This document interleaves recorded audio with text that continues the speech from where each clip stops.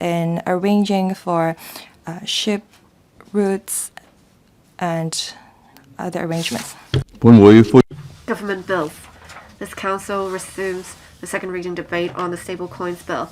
Mr. Duncan Chiu, Chairman of the Bills Committee on the bill, will first address the council on the committee's report. Mr. Duncan Chiu. President, as Chairman of the Bills Committee on Stablecoins Bill, I would like to report to the Council on the deliberations of the Bills Committee.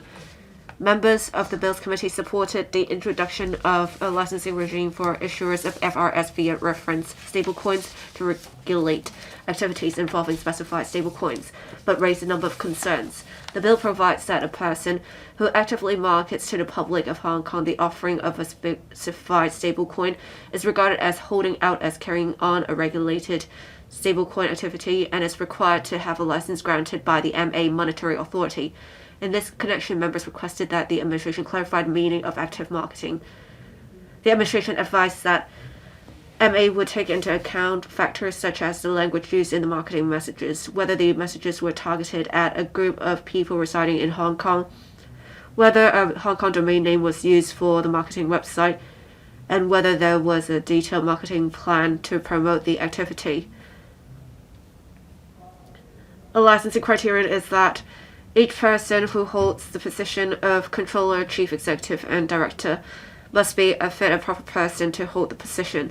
Members requested that the administration clarify the fit and proper requirement. The administration explained that in determining whether a person was a fit and proper person to hold a relevant position, MA would take into account a number of factors, including whether the person had a record of non-compliance with regulation or had been censured, disciplined, publicly criticized, or investigated by regulators, and whether the person could devote sufficient time and attention to the licensee's business. The bill also provides that the reserve assets of specified stablecoins should consist of assets of high quality and high liquidity that can be readily realized to meet the demand for redemption.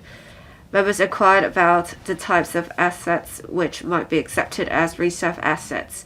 According to the administration, in general, high quality and high liquidity reserve assets may include cash, bank deposits, government bonds, repo agreements, reverse repo agreements, and money market funds invested in the above assets. Members were pleased to note that MA would provide detailed explanations on the definitions of active marketing and fit and proper, as well as the types of assets that could be accepted as reserve assets in the guidelines to be issued by MA in the future. To ensure protection for potential holders, the bill proposes that only 4 types of permitted offerers can offer specified stablecoins to the public. Some members noted that the industry's view was that the administration should extend the scope of permitted offerers to include SVF, stored value facility licensees. The administration initially advised that given that SVF licensees typically focus on rather specific business models, allowing SPF licensees to offer FRS might pose additional risks to their payment businesses, and further risk assessments would be required. Nevertheless, some members were of the view that allowing SPF licensees to offer FRS might help promote the wider use of FRS in Hong Kong. In response to members' views, and taking into account the use cases and development trend of stablecoins, the administration decided to allow SPF licensees under the PSSVFO Payment Systems and Stored Value Facilities Ordinance to be included as a type of permitted offerers. The administration will move relevant CSA's committee stage amendments to the bill. The Bills Committee noted that in formulating the bill, the administration had adhered to the principle of same activity, same risks, same regulation, and looked into the potential risks involved in stablecoin activities to Hong Kong's monetary and financial stability. In this connection, members asked the administration to explain whether the bill aligned with the regulation of licensees under existing comparable regulatory regimes in terms of the nature of regulated activities and the risks involved, and whether the regulatory powers conferred on the MA were appropriate. The administration advised that In drafting the bill, references have been made to the MA's powers of control over licensees under the PSSV-FO and MA's powers of control over authorized institutions under the BO, that is, the banking ordinance. The administration pointed out that from a risk perspective, the issuance of a stablecoin and that of an SVF shared common elements, such as issuance and redemption of payment instruments and holding of backing assets. Both activities could pose comparable risks to monetary and financial stability, user protection, and integrity of payment services. The administration further remarked that the aforementioned view was in line with international discussions and practices, taking into account the comparable nature and the risks involved in the above-mentioned activities and prevailing international practices. The administration considered that the powers conferred by the bill on the MA to regulate licensees were comparable to those conferred on the MA under the PSSV, FO, and BO, and that the arrangement was appropriate. Members were of the view that while protecting stablecoin holders, the administration should also promote the development of related industries in Hong Kong and try to attract large international stablecoin issuers to apply for licenses to issue specified stablecoins in Hong Kong. The administration advised that it had been actively engaging market participants in the development of the regulatory regime for stablecoin issuers in Hong Kong and that it would maintain communication with existing and potential stablecoin issuers after the passage of the bill. However, whether individual issuers apply for licenses under the proposed regulatory regime is considered to be a commercial decision for individual companies. President, the following are my personal views on the bill. President, as a member of the Bills Committee, myself, we think it is very important step to develop the asset market in Hong Kong. Stablecoins is now an important class of assets. I welcome the legislative proposals. Not only does it bring the regulation standards in line with international standards, but it also provides us with the competitiveness we need, and it will have a lasting impact on the development of the market in Hong Kong. In terms of regulation of digital assets, we are a pioneer in this area. We do not see much regulation in other parts of the world. We have seen the administration refer to the jurisdictions that are currently developing or have already developed similar regulation. And we have various requirements such as disclosure, asset protection, and as well as bankruptcy, whether the requirements will be too stringent or too lax, whether there's adequate protection for stablecoin holders, whether we can have our standards aligned with international standards in future. An important part of the legislative proposals is to provide for the supervision of activities involving stablecoins and have a regulatory regime. If those operators do not get a license in the end, whether they have enough time to close down their operations and whether holders have adequate time to withdraw from the market is an issue. And we have also talked about the different types of stable coins and fiats covered. Apart from US dollars and Hong Kong dollars, the administration is considering including renminbi as a type of fiat. I welcome this approach because it will help us better connect to the mainland digitally. It will also attract more blockchain projects as well as institutional investors to come to Hong Kong. It will create a synergy and an ecosystem for Hong Kong dollars and renminbi. It can also help with internationalization of renminbi. we can see that there is a trend of internationalization of renminbi. We can see the renminbi being used more often in future in, say, the Belt and Road countries as an option. It will also help with renminbi's role as a risk averting currency. And according to Section 64(1) of the ordinance, unless granted permission by the MA, one cannot be appointed as a specific personnel. So some members express concern, for example, for, say, even cleaners of the companies would be subject to such regulation. The administration explained that the approach is in line with that in the banking ordinance and PSSVFO, and the names would have to be submitted by the MA. This is not a usual arrangement. They will not make any amendments as a result. But some members are quite concerned. Is it the case that there is really such need for a regulation of personnel appointment? As for licensing, I hope the administration can keep an open mind, because I know that many potential applicants are interested in issuing stable coins in Hong Kong. As long as an operator has a good fiscal position, financial position, we should allow as much as possible the issuance of stable coins by them. We already have very stringent requirements. We require the operators to have at least 100% of assets in reserve assets. So even if we issue more stable coins and have more operators in Hong Kong, the risks shouldn't be significant.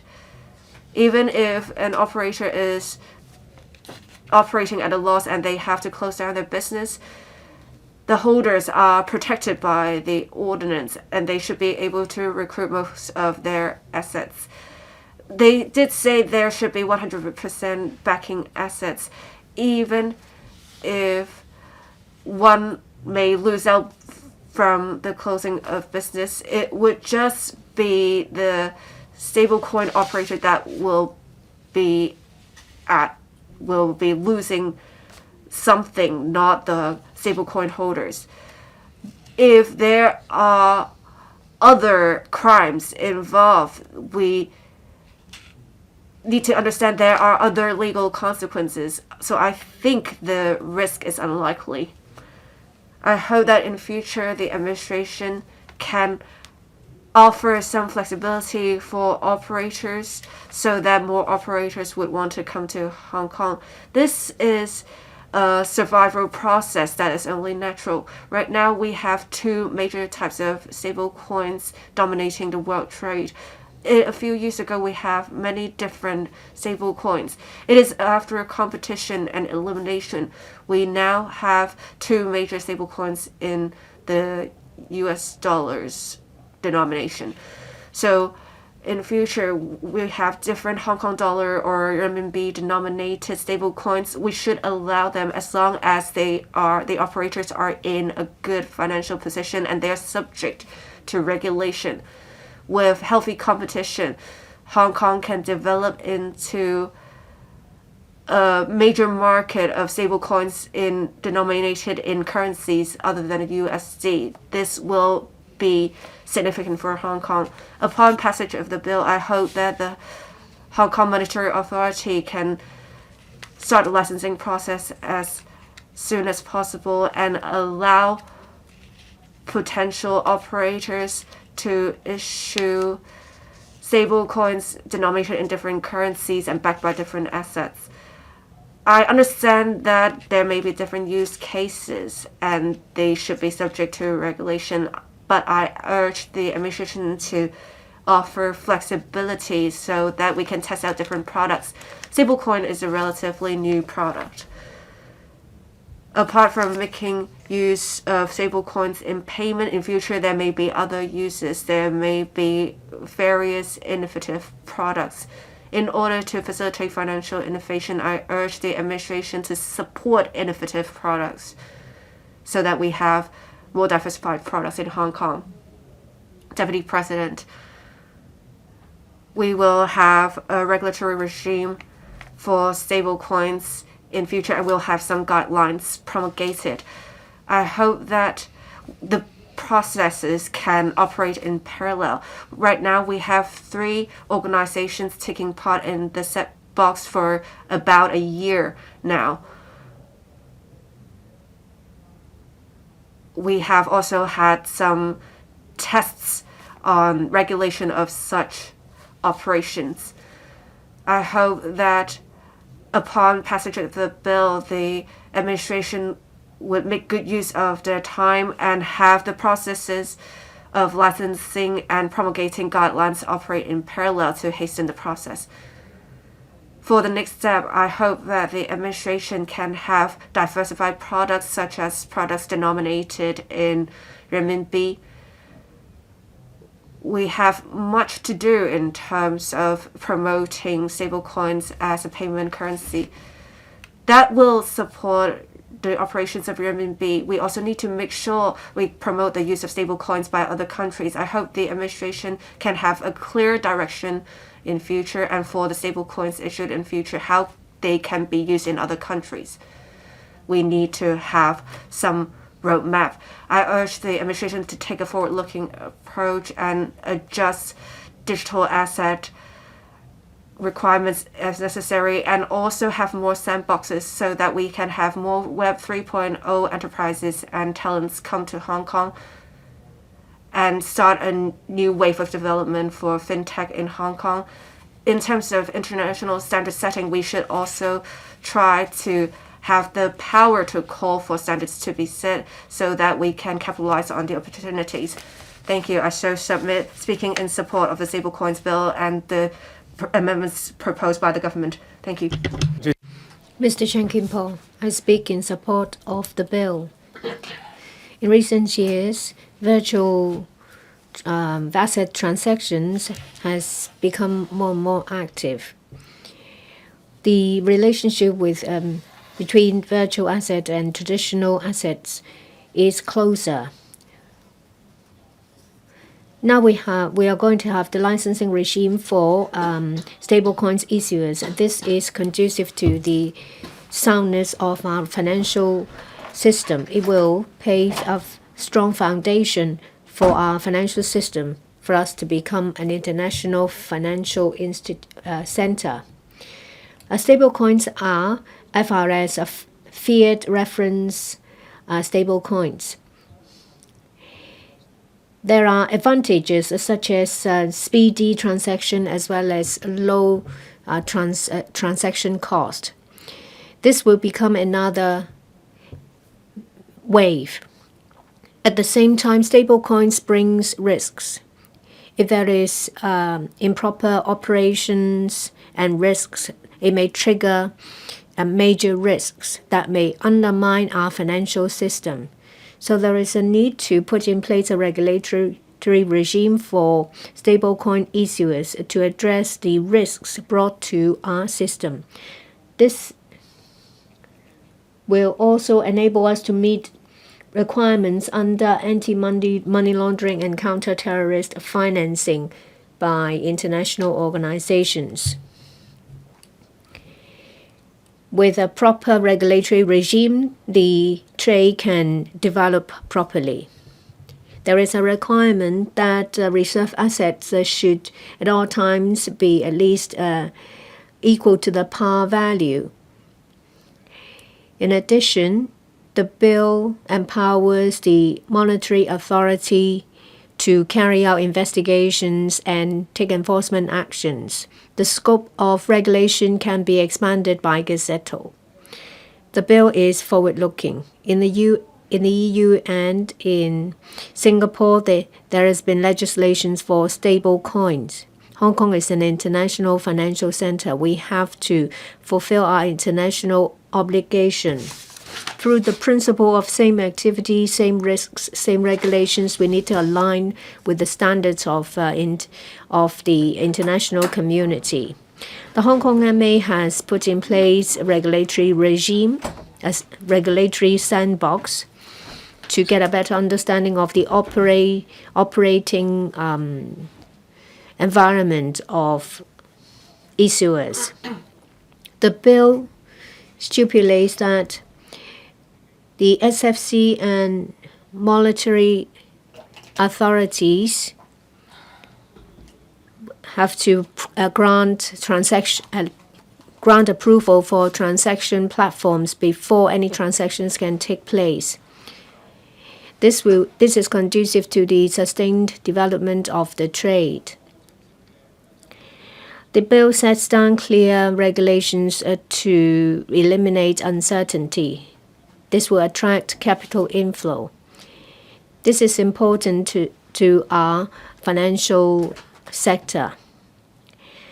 The bill also provides a protection for stablecoin holders. I speak in support of the bill. Ms. Carmen Can. Thank you. I speak in support of the bill. I've been following closely about development of digital economy and virtual assets. I may not be a member of the Bills Committee. I thank the chairperson of the Bills Committee, Mr. Duncan Chiu, for allowing me to participate to express my views. I'm glad to learn that my suggestions have been taken on board by the administration. The bill sets down a regulatory regime for stablecoins. Stablecoins are those that purport to be packed with fiat currency, such as Hong Kong dollars, US dollars, and other major currencies. The current focus is on FRS, fiat reference stablecoins.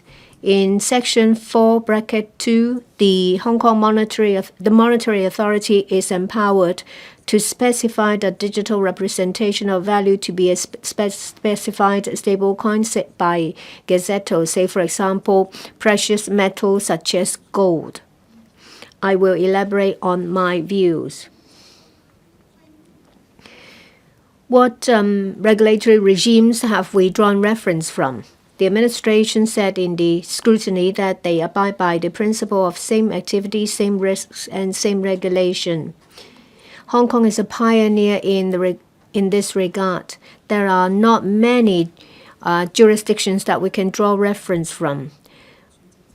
The administration has drawn reference CAP 584 Payment Systems and Store Value Facilities Ordinance PSSVFO and CAP 155 Banking Ordinance. Stablecoin activities under the bill and the activities under PSSFO, that is, Store Value Facilities SVF, are the risks level the same? We empower the monetary authority a similar power under the bill. Is it appropriate? The administration explained that from the perspective of risks, there are similar elements between stablecoins and SVFs, for example, issuance and redemption, and the fact that there needs to be backing assets. All these have hinges on consumer protection and financial system robustness. The Financial Stability Board, FSB, emphasized that there are similarities between SVFs and stablecoins, hence similar risks. Other jurisdictions have drawn reference from store value facilities. Say in EU, stablecoin issuers will have to obtain a license that is similar to a license for SVF in Hong Kong. We were told that the power given to the MA has drawn reference from PSSVF as well as the banking ordinance. This is an appropriate approach. I hope that regulators as well as sectors will have to forge a consensus whether they are of the same risks. Otherwise, there will be disagreements.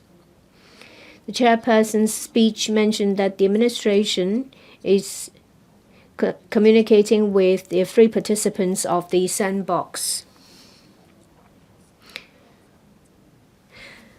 They have received positive feedback on the content and guidelines in the future. I hope that in the future, when it comes to scenario applications, there needs to be enhanced communications with participants. In relation to regulation of overseas entities, do we have an effective system? Over entities issuing stablecoins that's pegged with Hong Kong dollars, even when the stablecoins are not issued and marketed to Hong Kong people, a license has to be obtained. The Bills Committee supports that. To enhance regulation and protection to consumers, I suggested that under Part 3, if an overseas entity is a specified stablecoin entity, then they are required to be registered. Under Section 16, they will have to also set up a place of business in Hong Kong for tax collection and regulation. In relation to the evolving development of stablecoins, I'm told that the monetary authorities they have the power to require them to set up a business in Hong Kong. Are overseas entities regulated under the bill? The administration said that under Section 101(2), if the MA is of the view that these entities may pose a risk or may be systemically important to our financial system, or if it involves major public interest, the MA may, by notice in the Gazette, include these entities in the regulatory regime. We welcome that approach. Other regulations on third parties. Schedule 4 of the bill states that the MA has the power to revoke licenses. And under paragraph 14, there is a mention about the operation of the license holders that may undermine the interest of the general public. I also asked the question, if there are illegal activities conducted, what are we supposed to do? We also asked questions. If stablecoins is used in illegal activities, does it mean that the MA has the reason to revoke the license? The administration said that the licensee has the duty to ensure that whatever they do will not affect their obligations. They also have the duty to make sure that the operation is in order. And they also need to make sure that the stablecoins is traceable in the blockchain.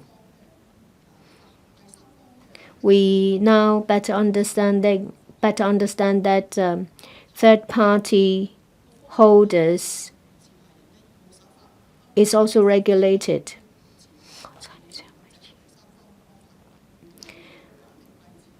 Well, in relation to third-party arrangements, if it affects the interest of issuers, the MA can, under Schedule 4, revoke the license. The regulatory regime should regulate the good and the bad. The administration explained that as long as they engage in activities, specified activities, they have to have a license.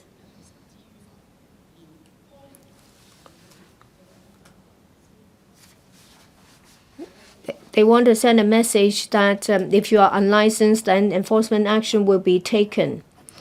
Section 8 stipulates that if someone purports to engage in regulated activities without a license, is subject to a fine of $5 million and 7 years of imprisonment.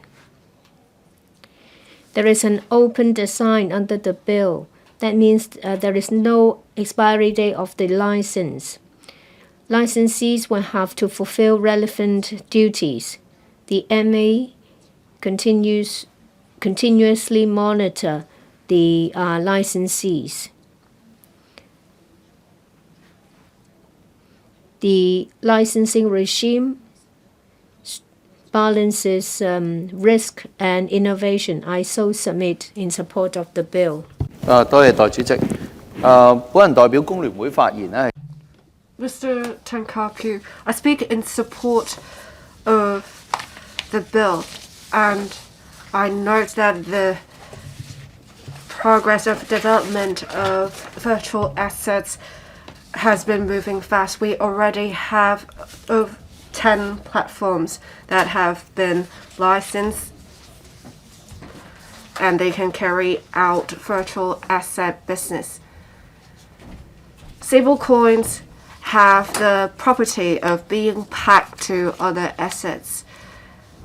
We can see also via reference stablecoins being used because they are more stable as a medium of payment. But there are inherent risks with stablecoins, which is why we need to regulate stablecoins, and I do support the regulation of such.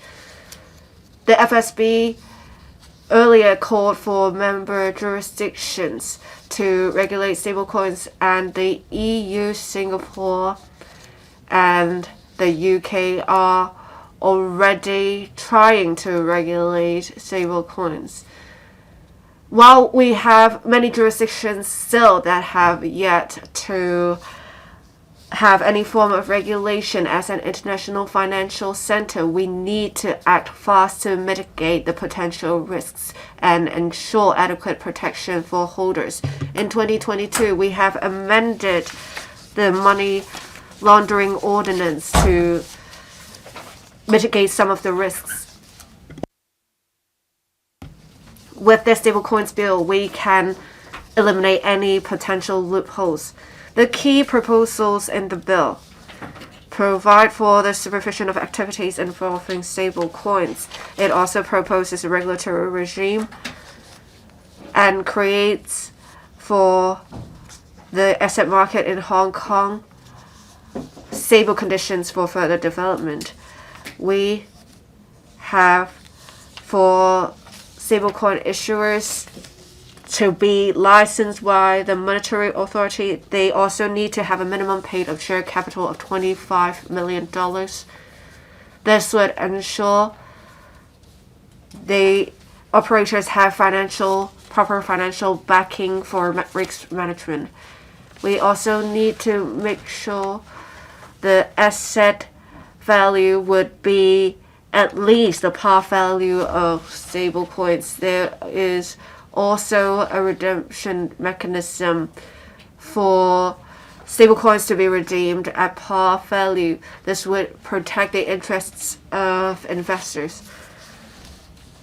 The bill also provides the monetary authority with investigatory and enforcement powers while maintaining flexibility.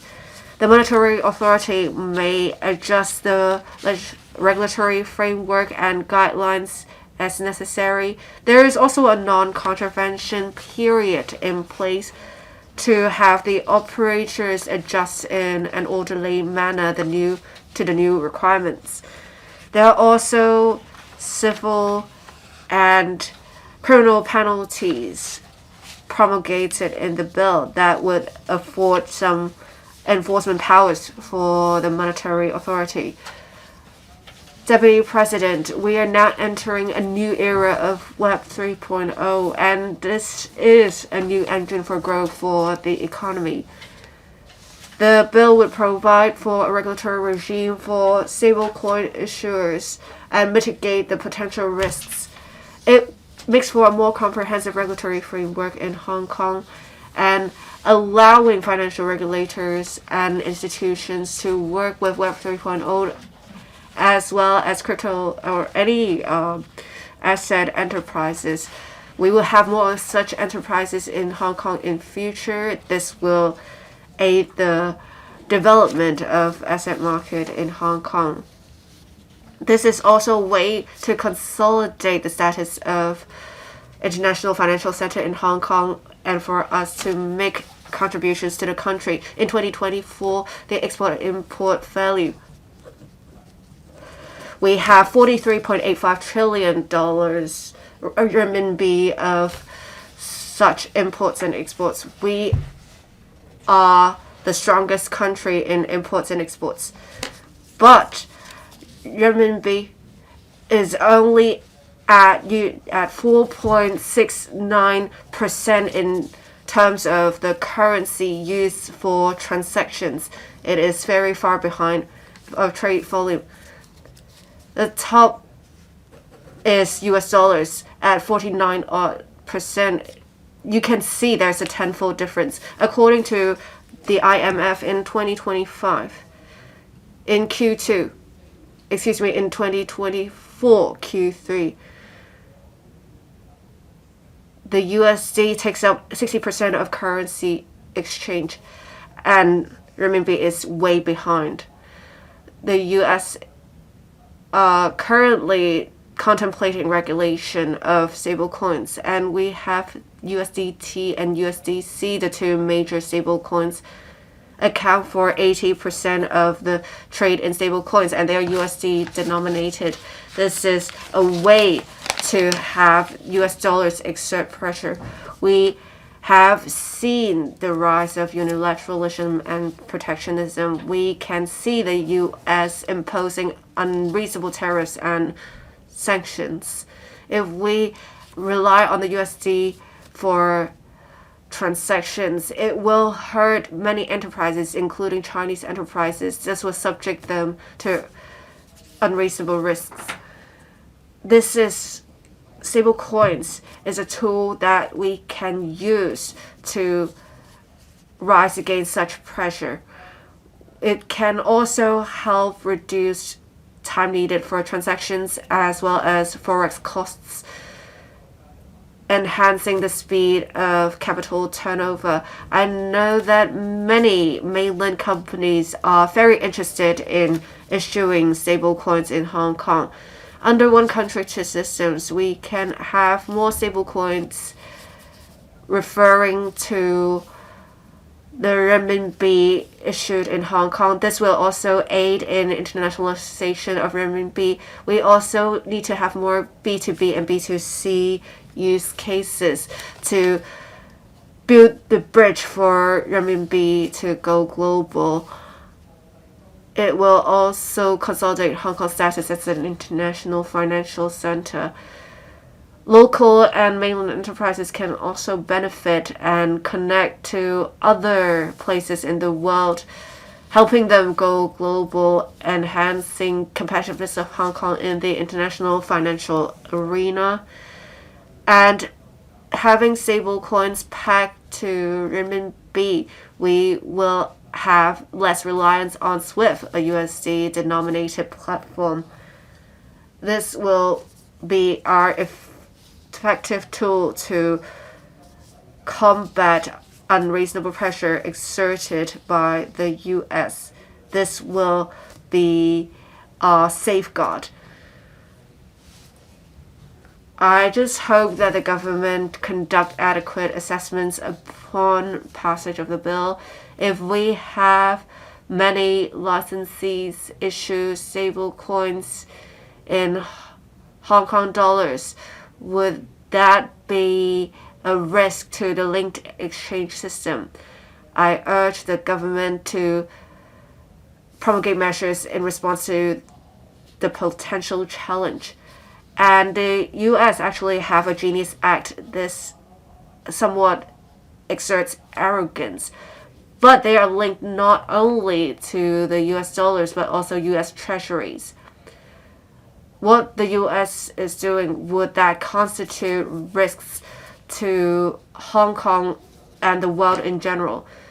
Before, we had Zheng He going to different places to develop trade we need now Hong Kong to rise up to the challenge and encourage different enterprises to take advantage of the opportunity and develop a path for Hong Kong, for the country to have their own digital Silk Road. Thank you.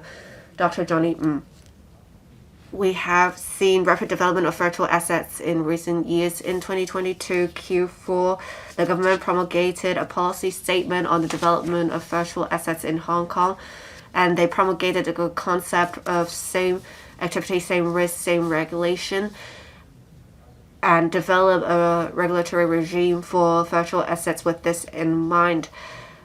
We will see the development of the virtual asset market become more mature, and stable coins are playing a more important role. We have $220 billion of stable coins in circulation right now, most of them denominated in the USD.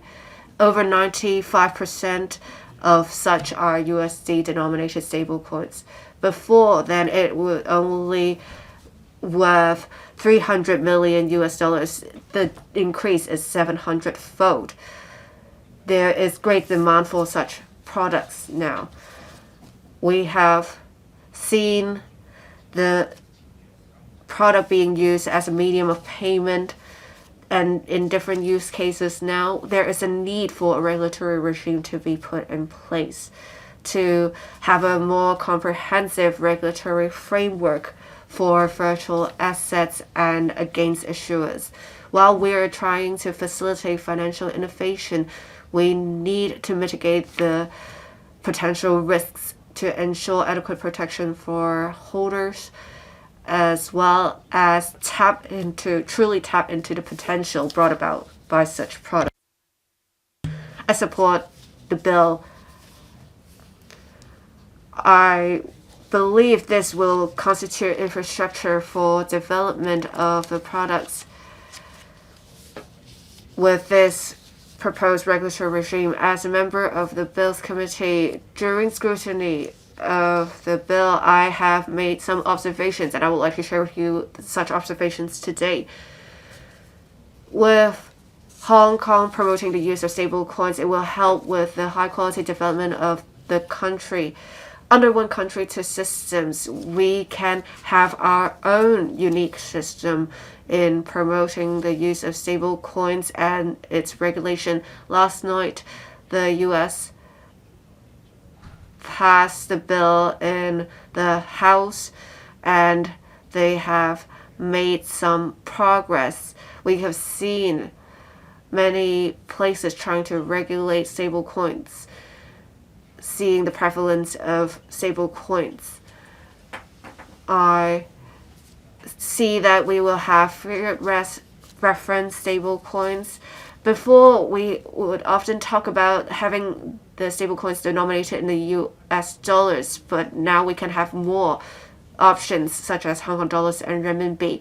If we peg stable coins to renminbi, we will help with the internationalization of renminbi. In turn, it will also promote the development of Hong Kong as an offshore renminbi hub. There are great business opportunities to be tapped into. For the development of Hong Kong, with the key proposals in the bill, the status of International Financial Center of Hong Kong will be consolidated. We have inherent advantages. We have a sound legal system. We have free capital movements. We also have top-notch talents in Hong Kong. We are supported by the second largest economy in the world. That is our motherland. We will soon see rapid developments, I believe. We are currently restricted by liquidity and stringent regulation. We are trapped at the starting point, which is why we need to catch up. We should be brave enough to be pioneers. The Bills Committee held in total 6 meetings. I'm very glad that the administration heeded the feedback of members and introduced a number of amendments, including having the scope of permitted offers expanded to include SVF licensees. There are also views that believe SVF licensees being allowed to issue specified stablecoins would promote the use of stablecoins. Having considered the use cases and development trend of stablecoins, the government decided to include in definition of permitted offers those who are granted licenses under the PSS3FO and introduce the relevant CSAs. I'm very glad that the government heeded the feedback and introduced the relevant amendments. I urge the administration in future to enhance communication with the industry for the regulation of stablecoins. The bill is just a first step. What is important is making sure we have diversified use cases in future and the scope of application of stablecoins, as well as our international competitiveness. In the end, that will decide on our competitiveness.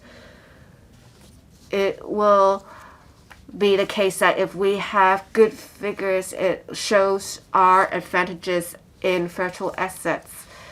All along, we have large trade volumes in 2024 for goods.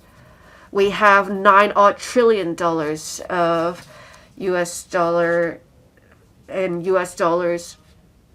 our value of trade. We have great opportunities to be tapped into. We need to continue to promote the relevant use cases while maintaining security. I also urge the administration to adopt a phased implementation approach with reference to implementation progress and feedback from the trade. Many of those in the trade say in order to enhance the competitiveness of stable coins and speed of circulation, there should be allowing of reserve assets to include sovereign bonds, and the interest of sovereign bonds should be paid to holders to increase the income of holders. This will make stablecoins more attractive,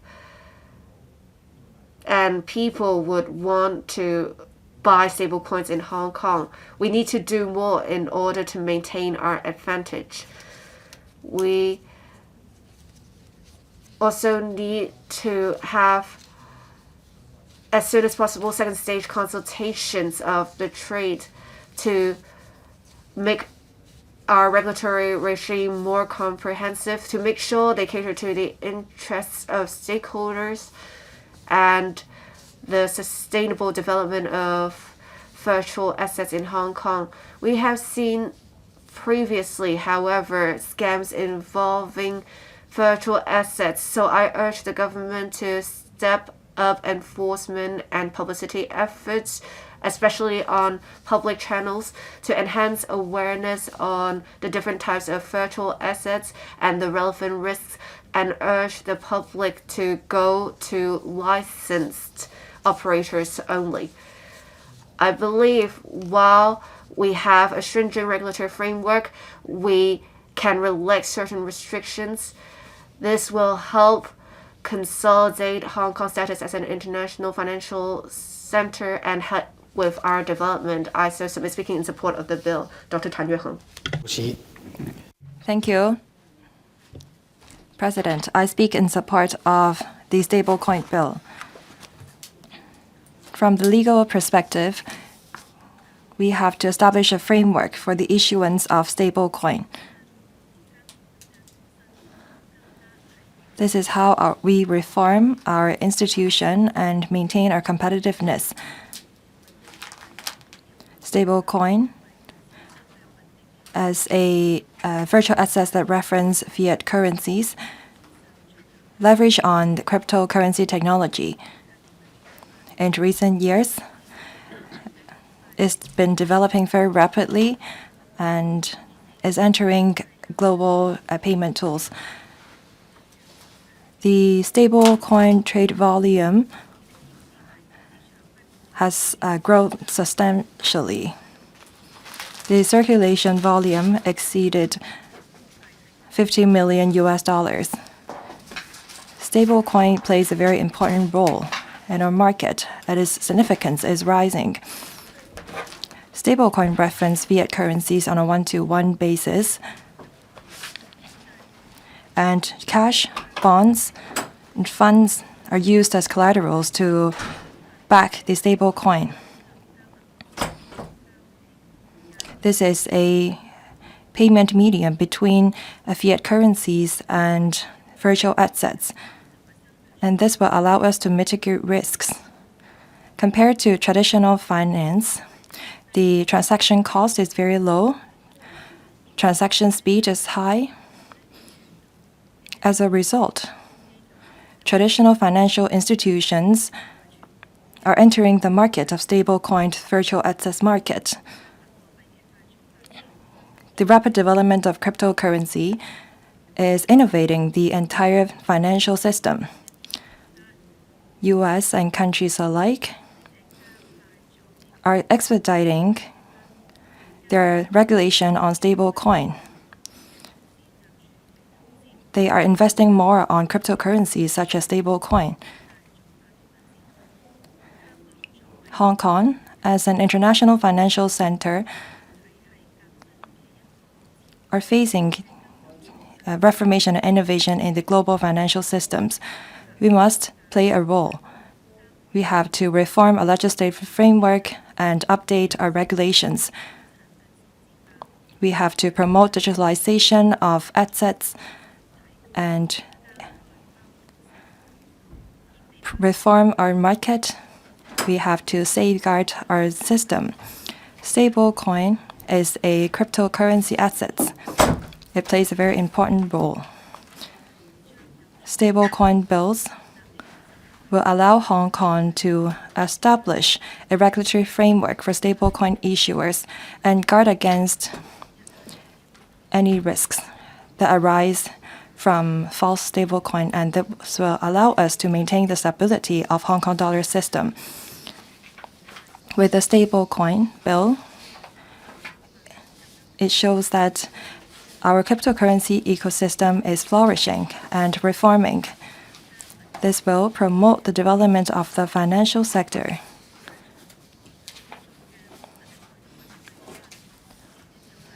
I have two suggestions. First, as we reinforce regulation and safeguard the market, we must strike a balance. We have to attract stablecoin issuers and service providers to come to Hong Kong to establish a presence here. We must mitigate risks. And we must turn Hong Kong into a cryptocurrency hub. Second, we must be inclusive.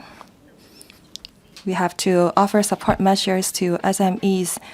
We must not prohibit or bar innovation by over-regulating. We must inject vitality into the market.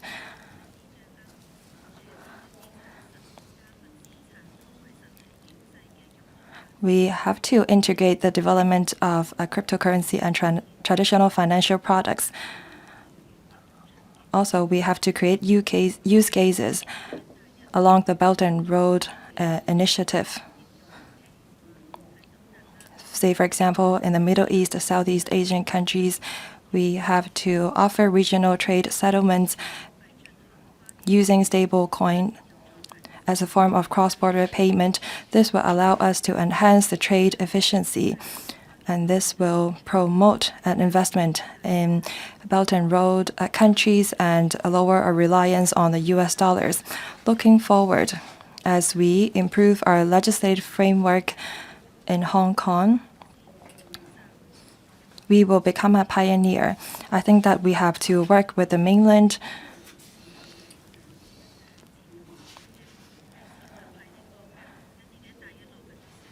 to include stablecoin referencing Hong Kong dollar as a form of cross-border payment under the Belt and Road Initiative.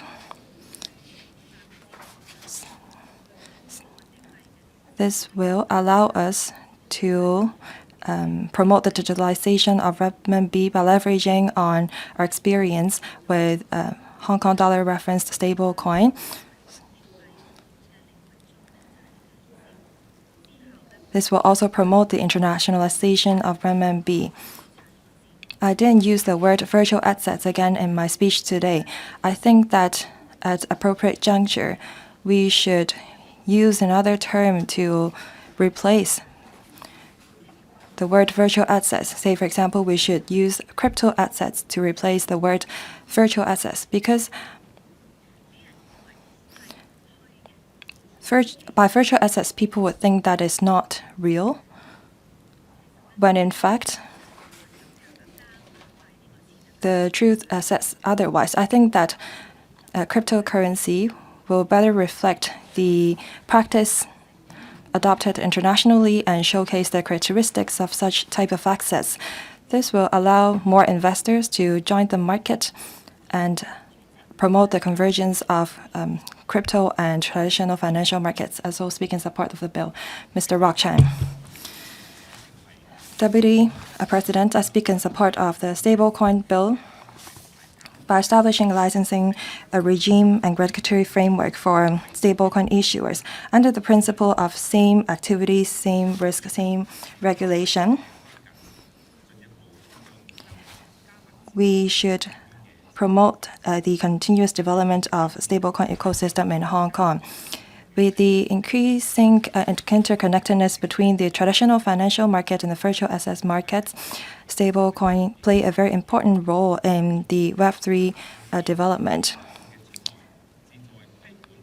As a result, this stablecoin bill aims to regulate stablecoin activity to mitigate any risks posed to our financial system and to offer protection to consumers.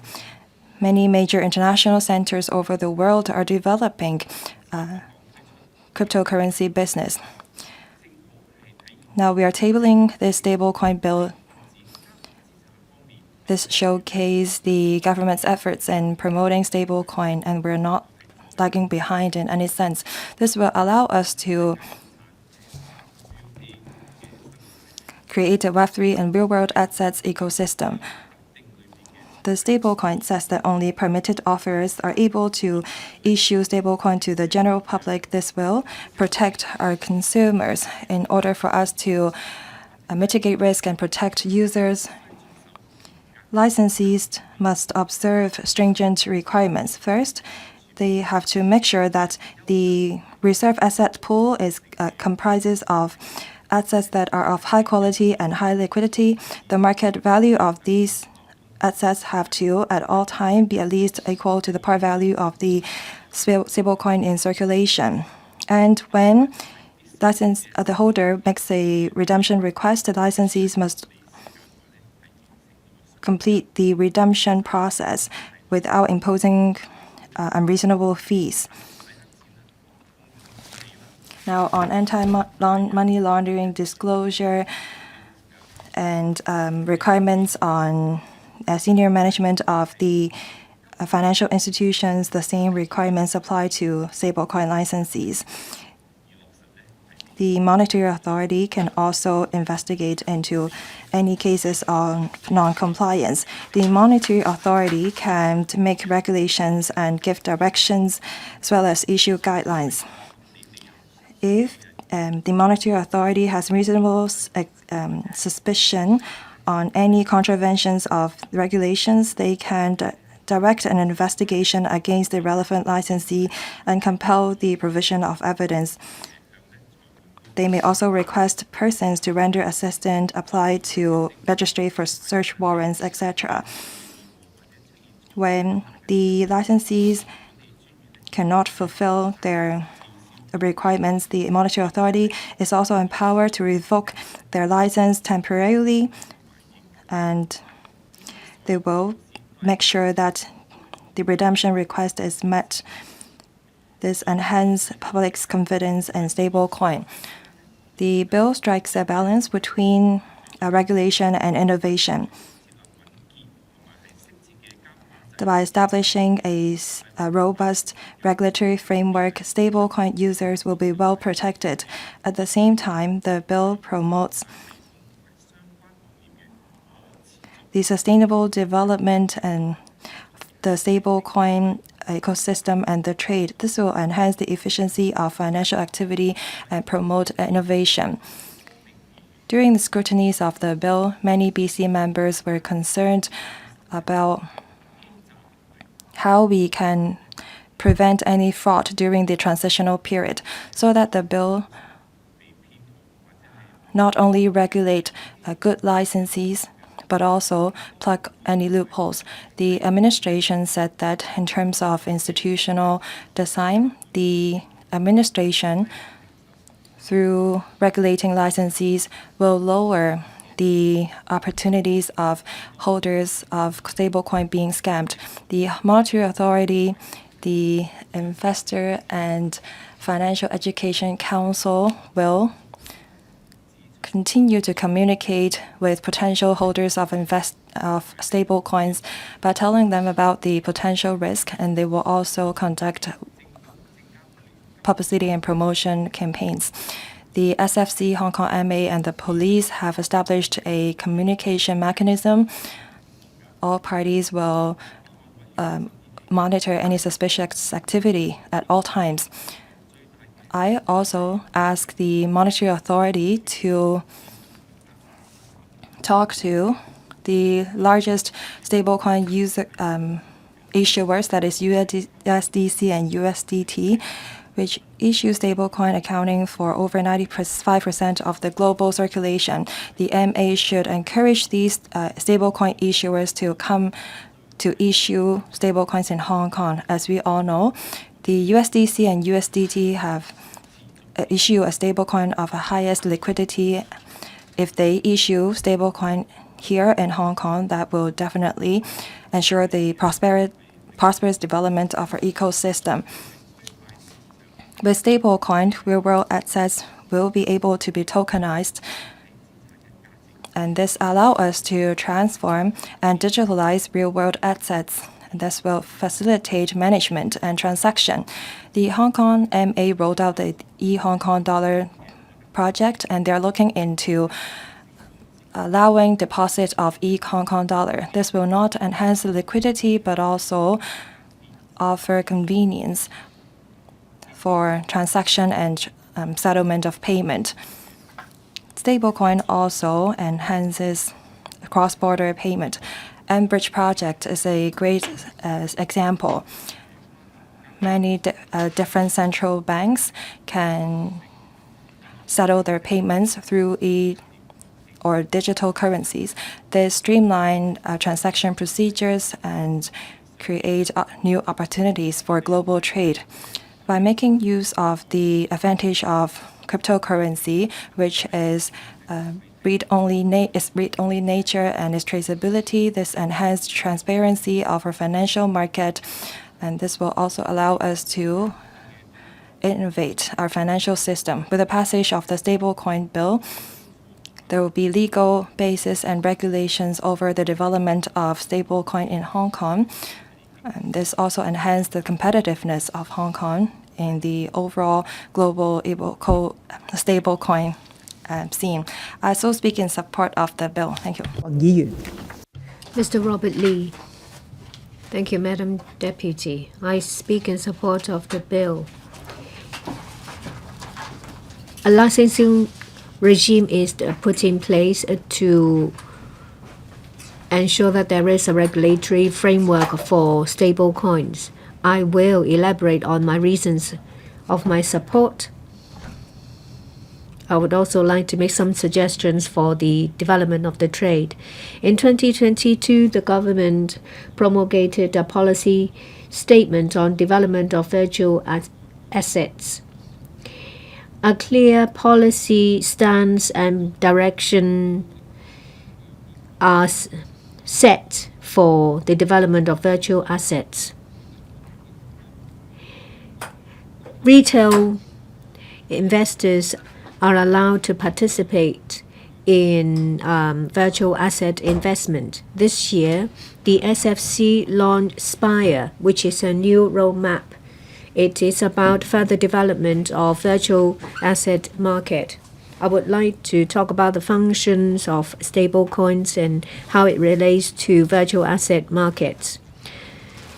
Stablecoins make reference to fiat currencies. It is a bridge between virtual asset markets and traditional markets. Investors can make use of fiat currencies and then turn them into stablecoins to take part in virtual asset markets. This reduces time and cost. Stablecoins is also used in cross-boundary payment. Last year, the amount has exceeded Visa and MasterCard. Stablecoins claims to be stable, but there has been some extreme cases. In 2022, there was an algorithm stablecoin. The price collapsed, which triggered a financial crisis. I support the proposal that the MA will be the gatekeeper, requiring that issuers to keep reserve assets that are highly liquid. We don't want individual operations to affect our financial market. Investors should choose licensed stablecoins in their investments. There are vigorous requirements of reserve assets and other requirements, say, for example, audit, liquidity, and transparency.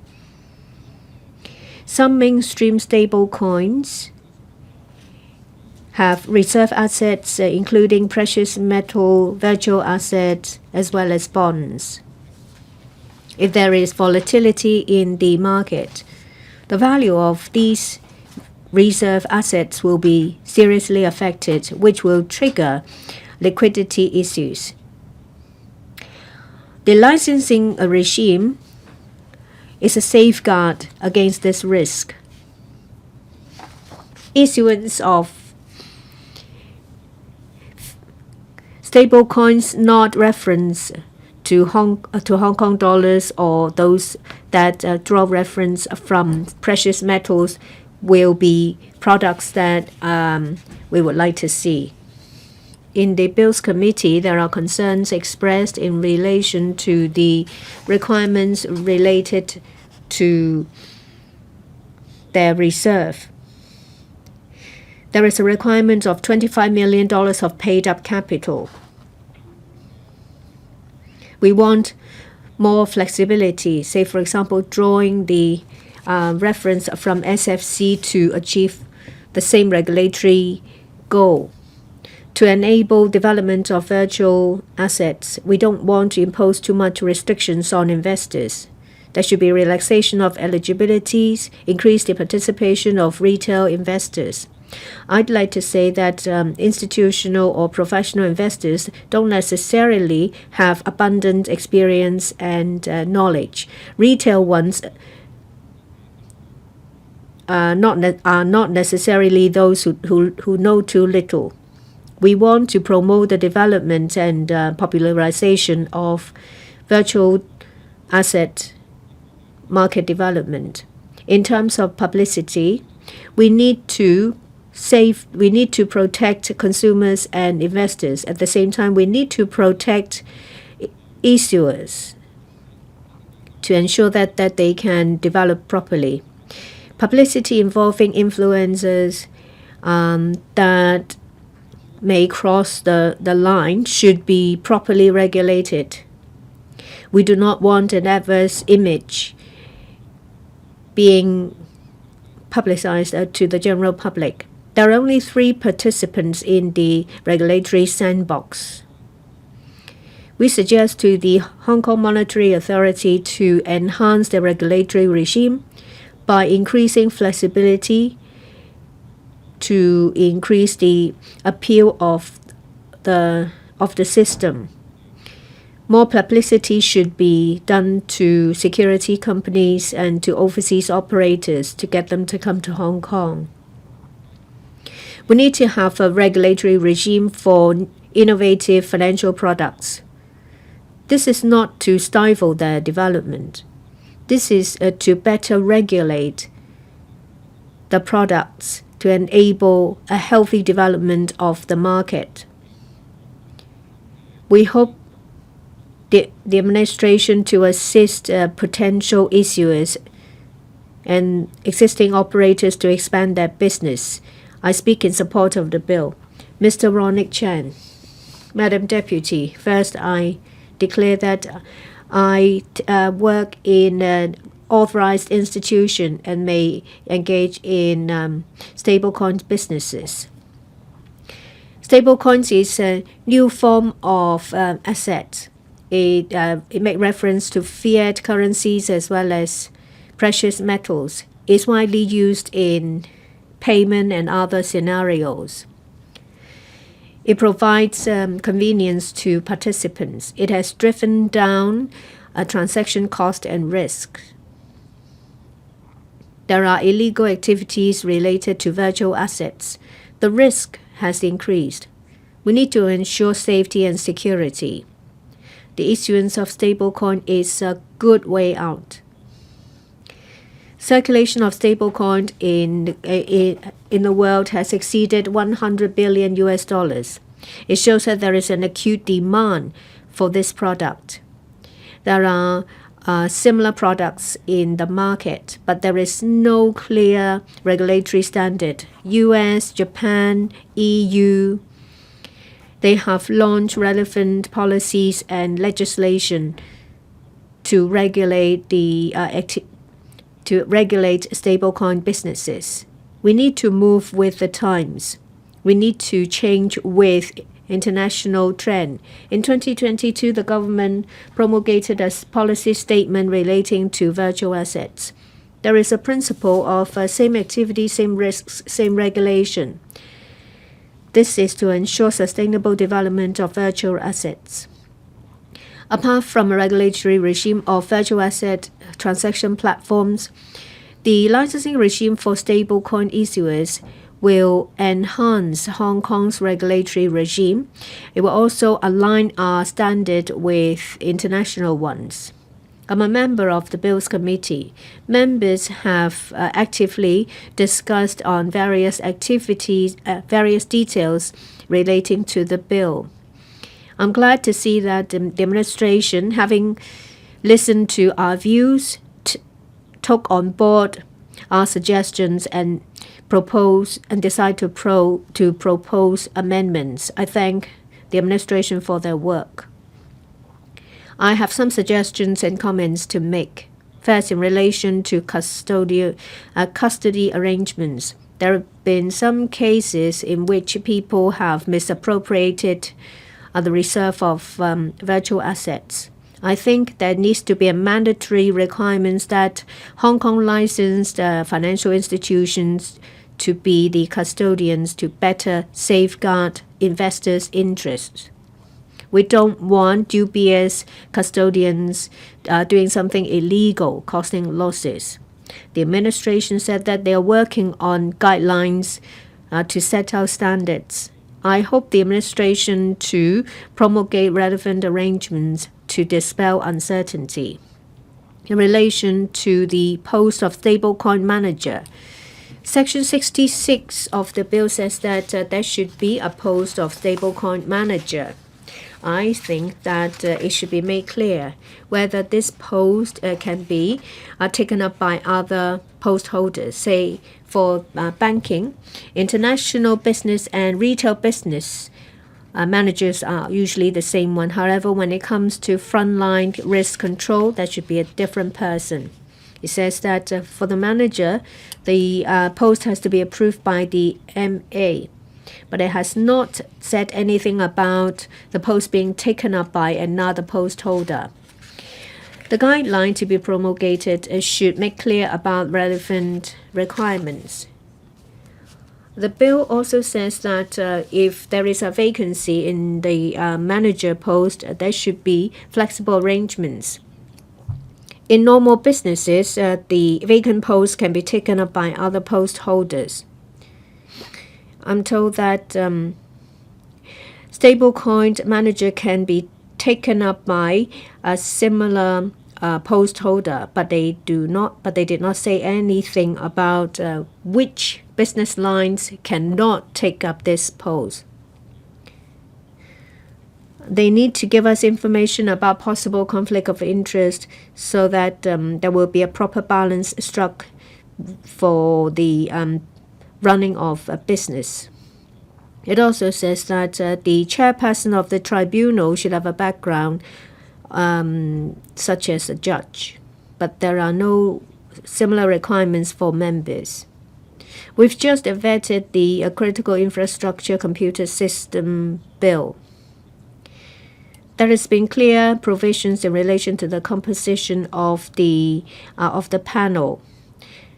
There is an appeal panel. There are 15 members. At least 2 of them are professionals in IT. 2 of them are from legal backgrounds, and 2 not from legal or INT background.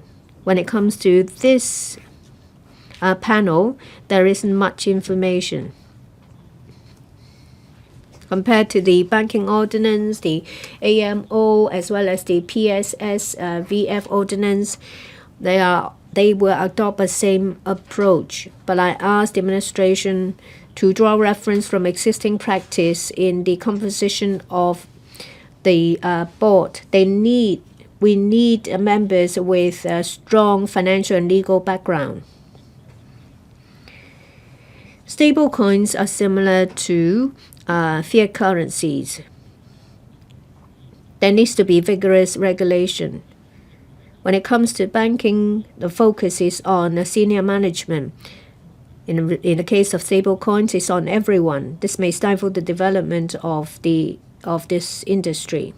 The administration said that if there is any fraud, any bankruptcy of employees, it will have a negative impact of the trade. There needs to be a sound risk management system in place.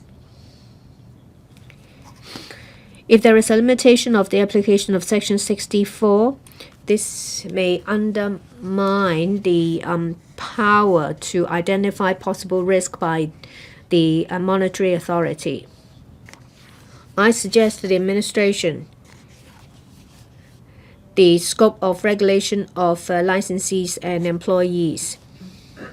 The focus should be on posts directly related to the business of stable coins. This will provide certainty, and it will make it easy for the public to understand. At the same time, it will be a proper balance.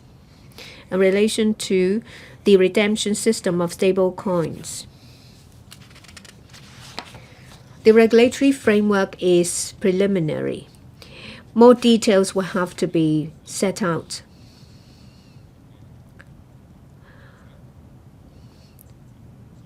A licensee must pay a holder who makes valid redemption requests the par value of the stablecoin without imposing undue conditions and fees. And the process time frame, conditions of fees and rights should be clearly disclosed. The actual implementation is handed over to the licensee. There is no uniform standard. In the future, there may be different standards or lack of transparency of conditions. A code of practice should be put in place to ensure the healthy development of the trade. Stablecoin plays an important part in Web 3. There is a closer relationship between traditional and virtual asset markets. This bill talks about the redemption mechanism, management of reserve assets, and other areas.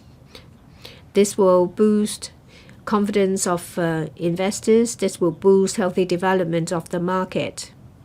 It will attract top-notch issuers to come to Hong Kong. I think it will have far implications on the development of the market in Hong Kong. I support the bill as well as the amendments. Mr. Martin Liu. Deputy President, I need to first declare an interest. I'm an independent director for an MNC bank. For virtual assets, in October 2022, the government promulgated a policy statement on development of virtual assets in Hong Kong to promulgate essentially the principle of same activity, same risk, same regulation, and propose a comprehensive regulatory framework for virtual assets. Afterwards, it was implemented, and the regulatory regime for virtual assets platforms is put in place. We can see the development of virtual assets getting more mature in Hong Kong. We have attracted the attention of many operators. We have the summit consensus held for the first time in Hong Kong. We have over 100 countries and regions participants coming to Hong Kong, and the number of participants exceed 10,000. For virtual assets, stable coins with its advantages becomes a major asset for transactions.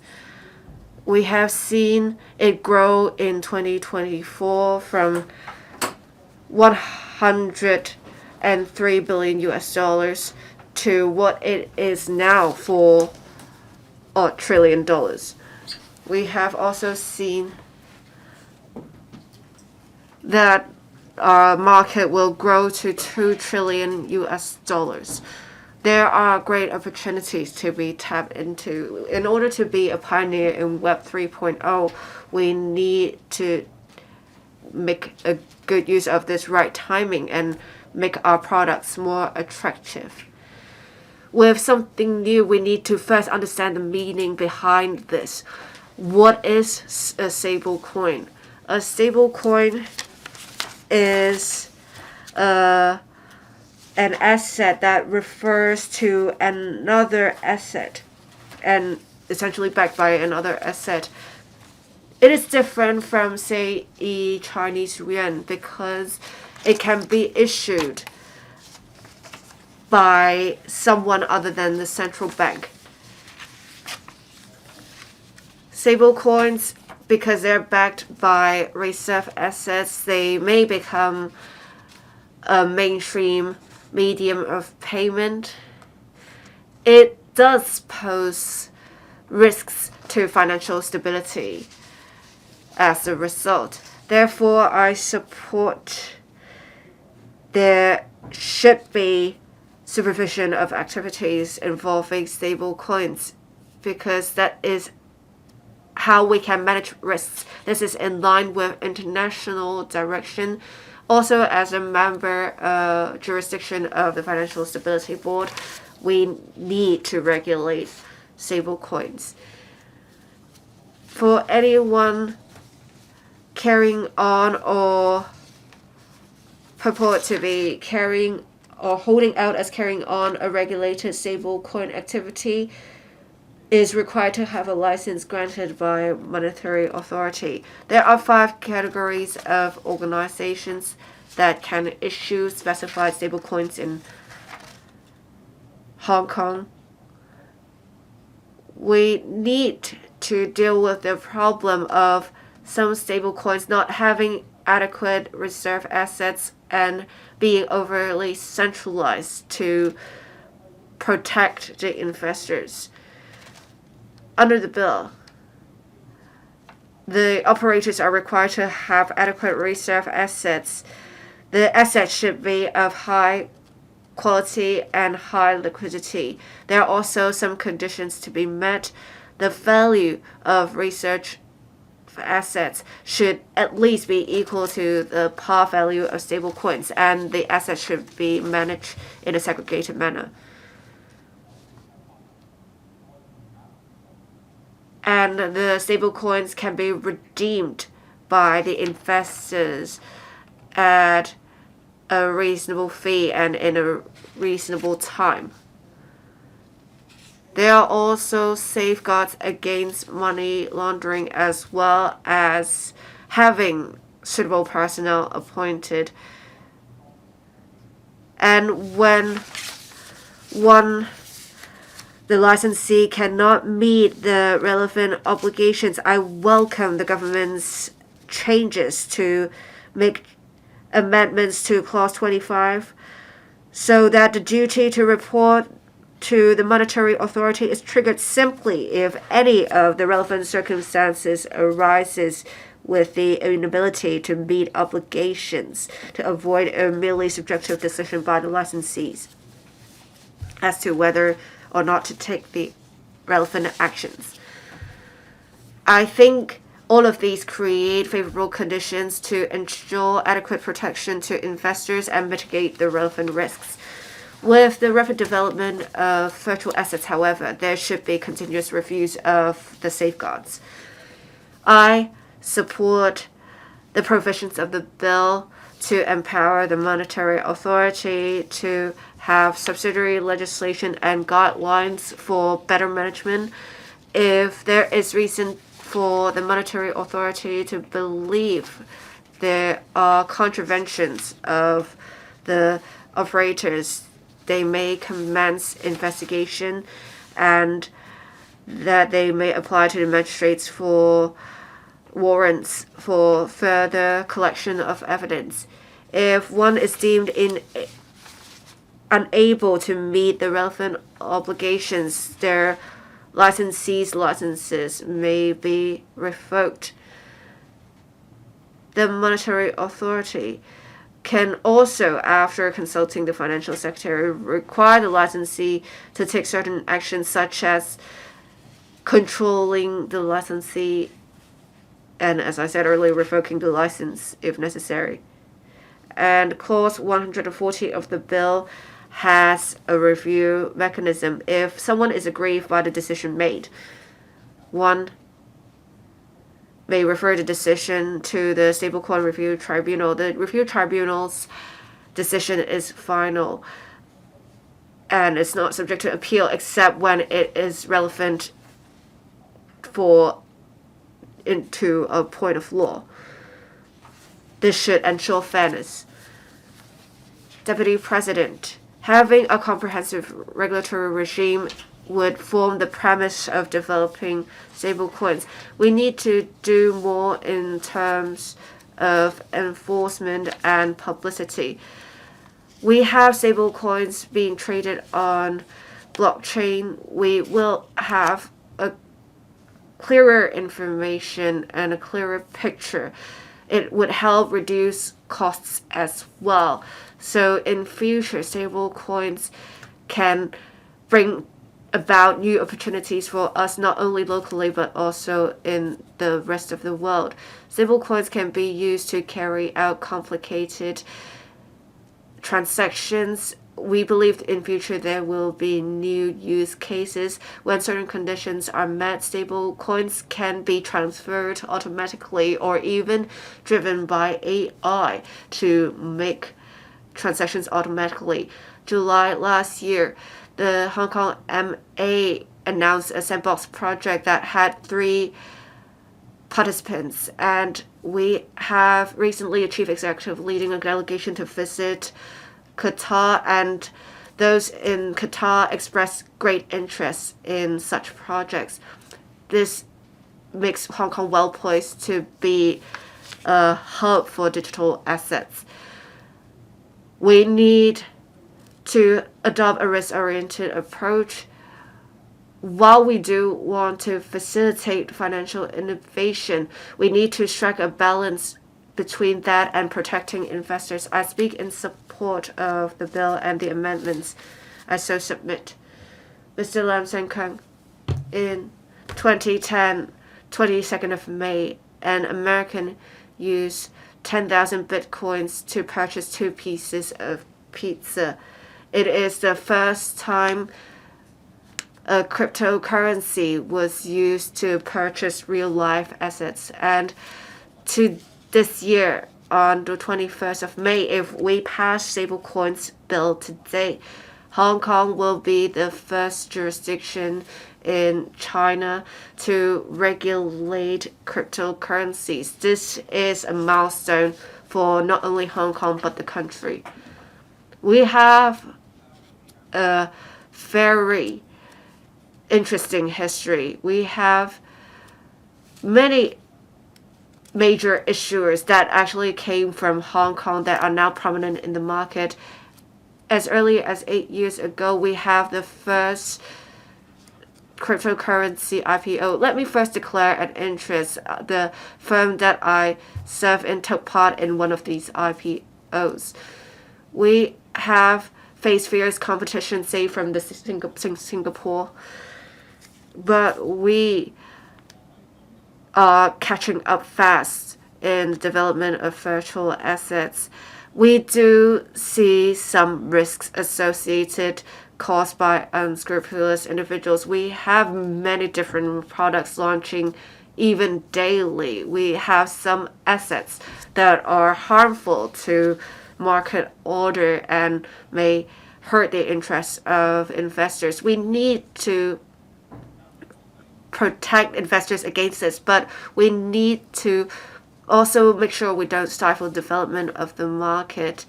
We have different kinds of cryptocurrencies that are available, that are good, that will help us attract enterprises and talents to come to Hong Kong. We should nurture these products and enterprises.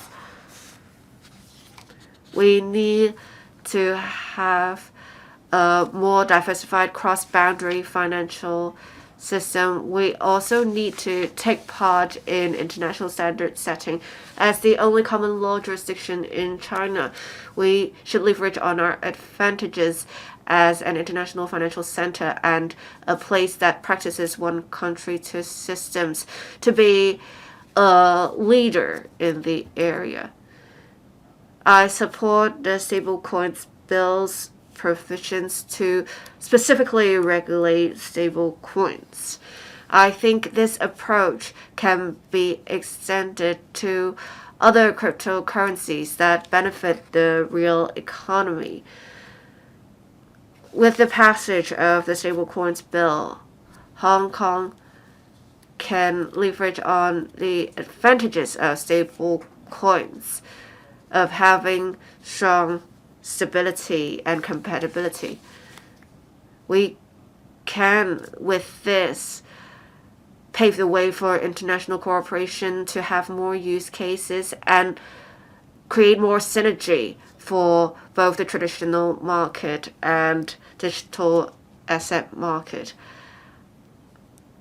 We need to enhance our power in standard setting and be a leader in the area.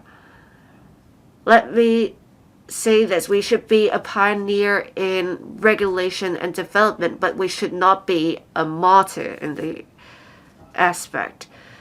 We need to strike the right balance between development and protection. We should not stifle the development of the market of cryptocurrencies in Hong Kong. I urge the government and the regulators to remember something. We are a common law jurisdiction. We have case law that build the laws of Hong Kong. We need to make sure there is not too much regulation that would have enterprises go to somewhere other than Hong Kong. We do not wish to stifle the development of the industry. We can have a laxer framework and then rely on the courts to promulgate more case law for regulation. We expect the government to, in 1 or 2 years, review the implementation of the regulatory framework and make adjustments if necessary. so that we can keep abreast with the times and make sure we meet the needs of the industry and ensure vitality of the market. With the development of the market, there should be more disputes and scams related to stablecoins. We have many traditional industries such as the maritime industry that is dominated by the other parts of the world, but we now have a completely new market that we can tap into.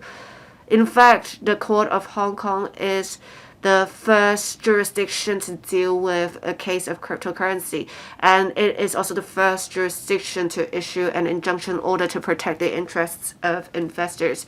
We should leverage on our advantages of being a common law jurisdiction to attract more parties to come to Hong Kong for legal proceedings and dispute resolution, so that we can be a leading dispute resolution center for stablecoin and cryptocurrency related cases. We also need to make sure there is proper infrastructure in place so that we can enhance our overall competitiveness in the management of cryptocurrencies. Unfortunately, we have less than 10 lawyers who are experts in cryptocurrency law. One of them is actually working at a regulator. This is not beneficial for us in developing cryptocurrencies. It does not support innovation in the market either. We are still at the beginning stages of the development of the market. It is hard for lawyers who are experts in the area to form teams. We had early on some specific training schemes, say for green and sustainable finance, but then it does not train legal personnel specifically. At different panels of Legislative Council, many members have called for the government to invest in nurturing personnel in different areas related to the business to make contributions to Hong Kong as well as the country. I very much appreciate their input. We also need to have the UGC-funded universities to have more courses related to cryptocurrencies and metaverse that are practical in real life instead of something purely academic, so that we can have seamless transition of students learning in institutions to working in actual environments. We need to ensure there is proper talent nurtured. I speak in support of the Stablecoins Bill. I so submit Ms. Yong Ho Yan. Madam Deputy, I speak in support of the Stablecoin Bill.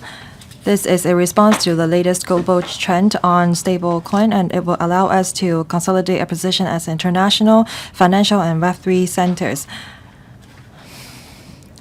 And this allows us to give full play to our advantage of having the support of our motherland, and this will promote the long-term development of our financial market.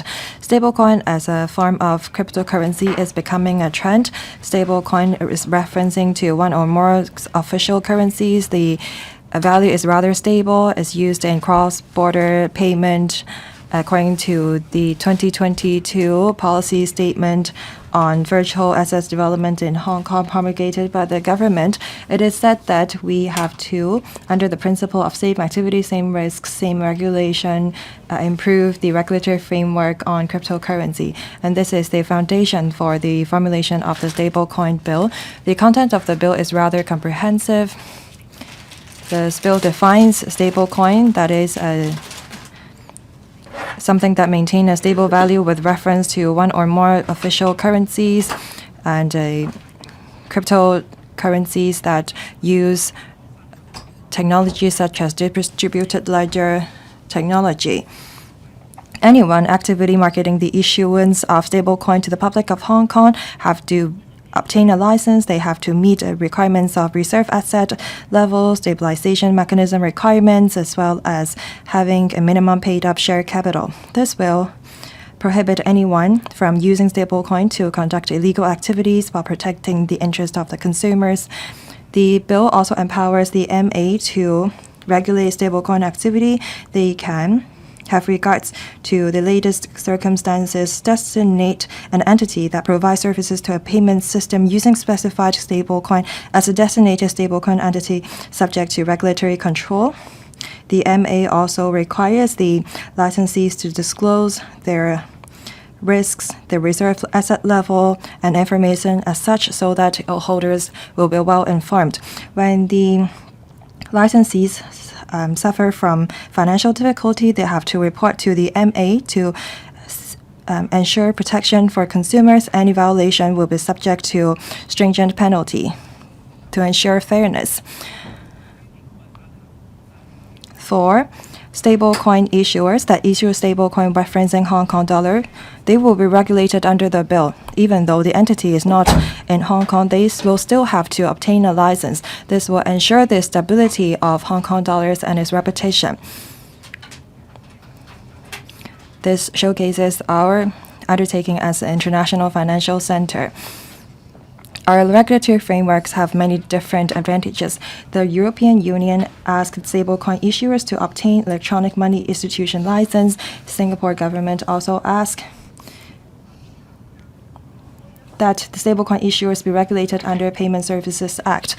We have made reference to these best practices over the world, and we have regards to the local circumstances before we formulate this regulatory framework.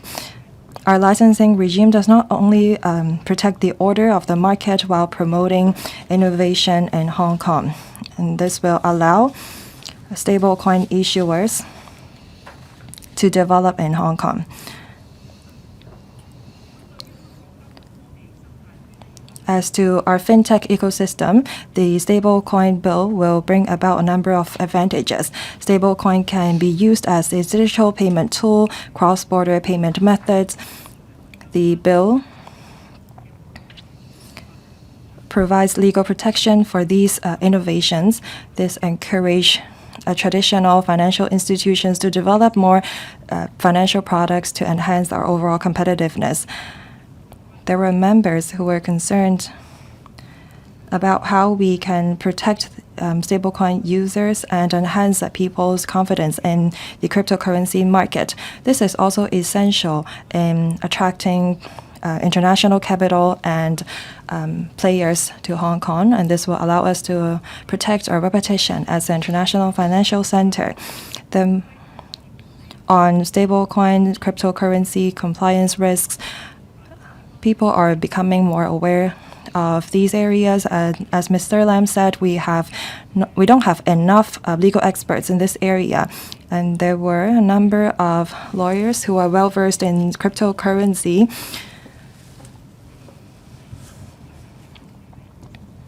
Migrated to other places because of the prevailing economic situation at the time. We have to encourage them to return, and while we nurture a new group of talents and professionals on IT and stablecoin cryptocurrency alike. Over the long run, the bill will strengthen our stability and ensure risk mitigation.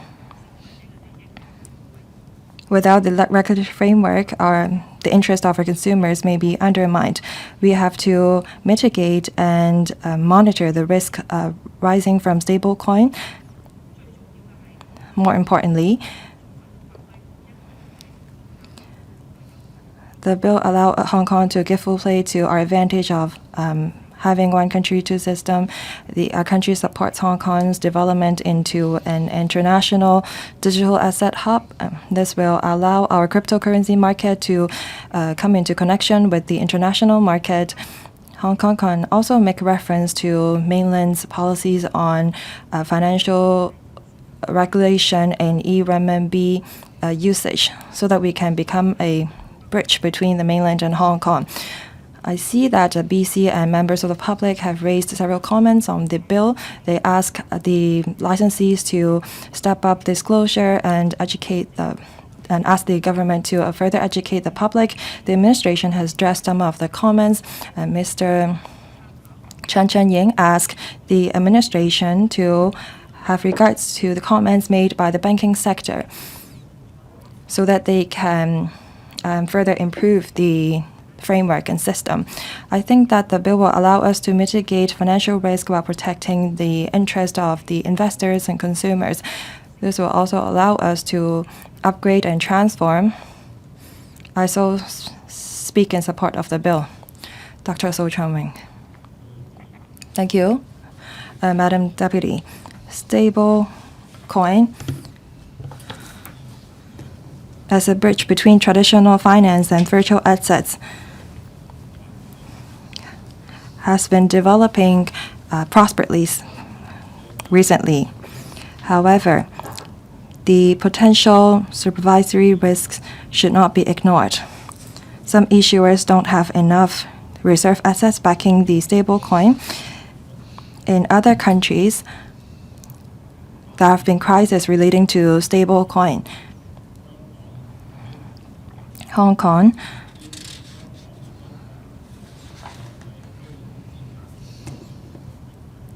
is positioned as an international virtual assets hub. So the government must formulate a comprehensive regulatory framework over virtual assets, and this will allow the various virtual assets to be developed steadily. As a member of the Bills Committee, I support the passage of the Stablecoin Bill. With the support of blockchain technology, stablecoin has a characteristics of having low cost and high efficiency. With the passage of the bill, the stablecoin will be even more transparent, and with the regulation, it will boost confidence of the consumers and investors in the currency, and this will also drive the development of the market. And it reforms our payment tools and the development of tokenization of real-world assets. It will also create more use cases for virtual assets and promote the development of the blockchain industry.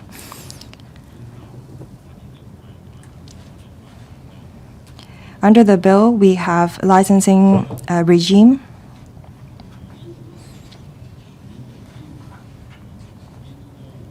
We ask that the market value of the reserve asset pool backing the specified stablecoin must at all times be at least equal to the par value of the stablecoin in circulation, and the licensee must pay the holder who makes a valid redemption request without imposing burdensome conditions and unreasonable fees. The licensees must also put in place appropriate risk management policies. They have to disclose where they deposit their reserve assets and the composition. They also have to abide by the fit and proper person requirements, the minimum paid up share capital requirements.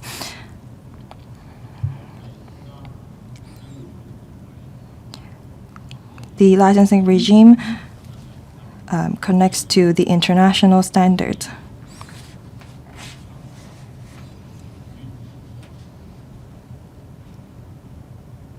I think that this is a proper and professional move by the government.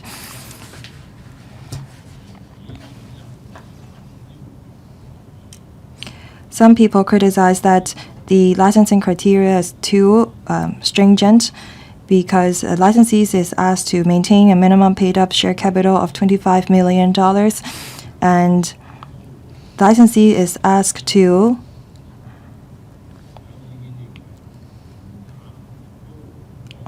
possess reserve assets of high liquidity and high efficiency. This will ensure that the licensees have sufficient financial capability, but that will actually bar small issuers from joining the regime. This affect innovation and competition on the market. Overregulation on the nature of reserve assets may also undermine the flexibility. I think that we should make reference to the risk that had arisen in the past by implementing stringent licensing criteria. When the regulatory regime is implemented for some time, I think that the government should put in place a tiered regulatory system for emerging issuers. Under the principle of risk control, we should lower the threshold for them so that we can strike a balance between regulation and innovation. In addition, issuers should not pay interest to holders of stablecoin. Some people said that if the holders cannot receive interest for their stablecoin deposits, then it's difficult for these issuers to compete with banks that offer time deposits. However, stablecoin is a payment tool, it's not an investment product. So I think that the approach adopted by the government is correct.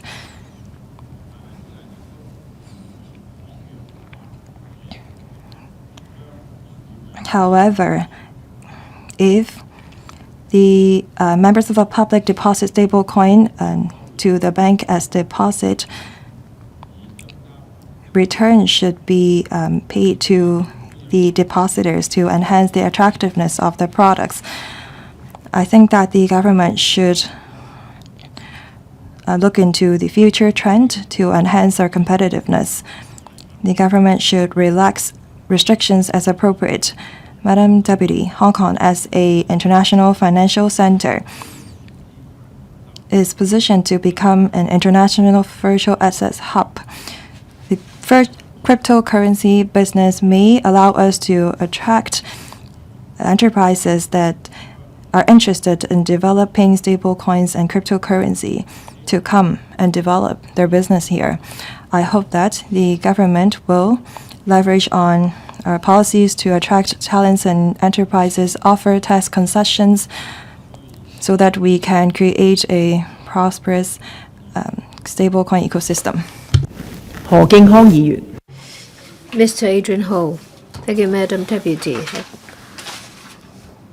Bloomberg said that BitUSD in 2014 was launched. Currently, the market capitalization is $100 billion US. It's growing rapidly. So far, there are over 200 stablecoins circulating in the market. The payment volume is 1.4 trillion US, comparable to MasterCard and Visa. Virtual asset transaction or trading is the upcoming trend. It will be a widely form of payment in the future. Hong Kong has one country, two systems. We have flexibility for financial innovation. The size and scale of stablecoin market in Hong Kong is limited. The Hong Kong Monetary Authority said that there are only single-digit number of issuance. We have to speed up the development of the stablecoin market. We have to catch up. Members of the Bills Committee expressed their concern about the time and process of application processing. We asked the administration to set out clear information about the processing schedule. We need to see transparent procedures put in place so that issuers will not miss golden opportunities because of a slow application processing.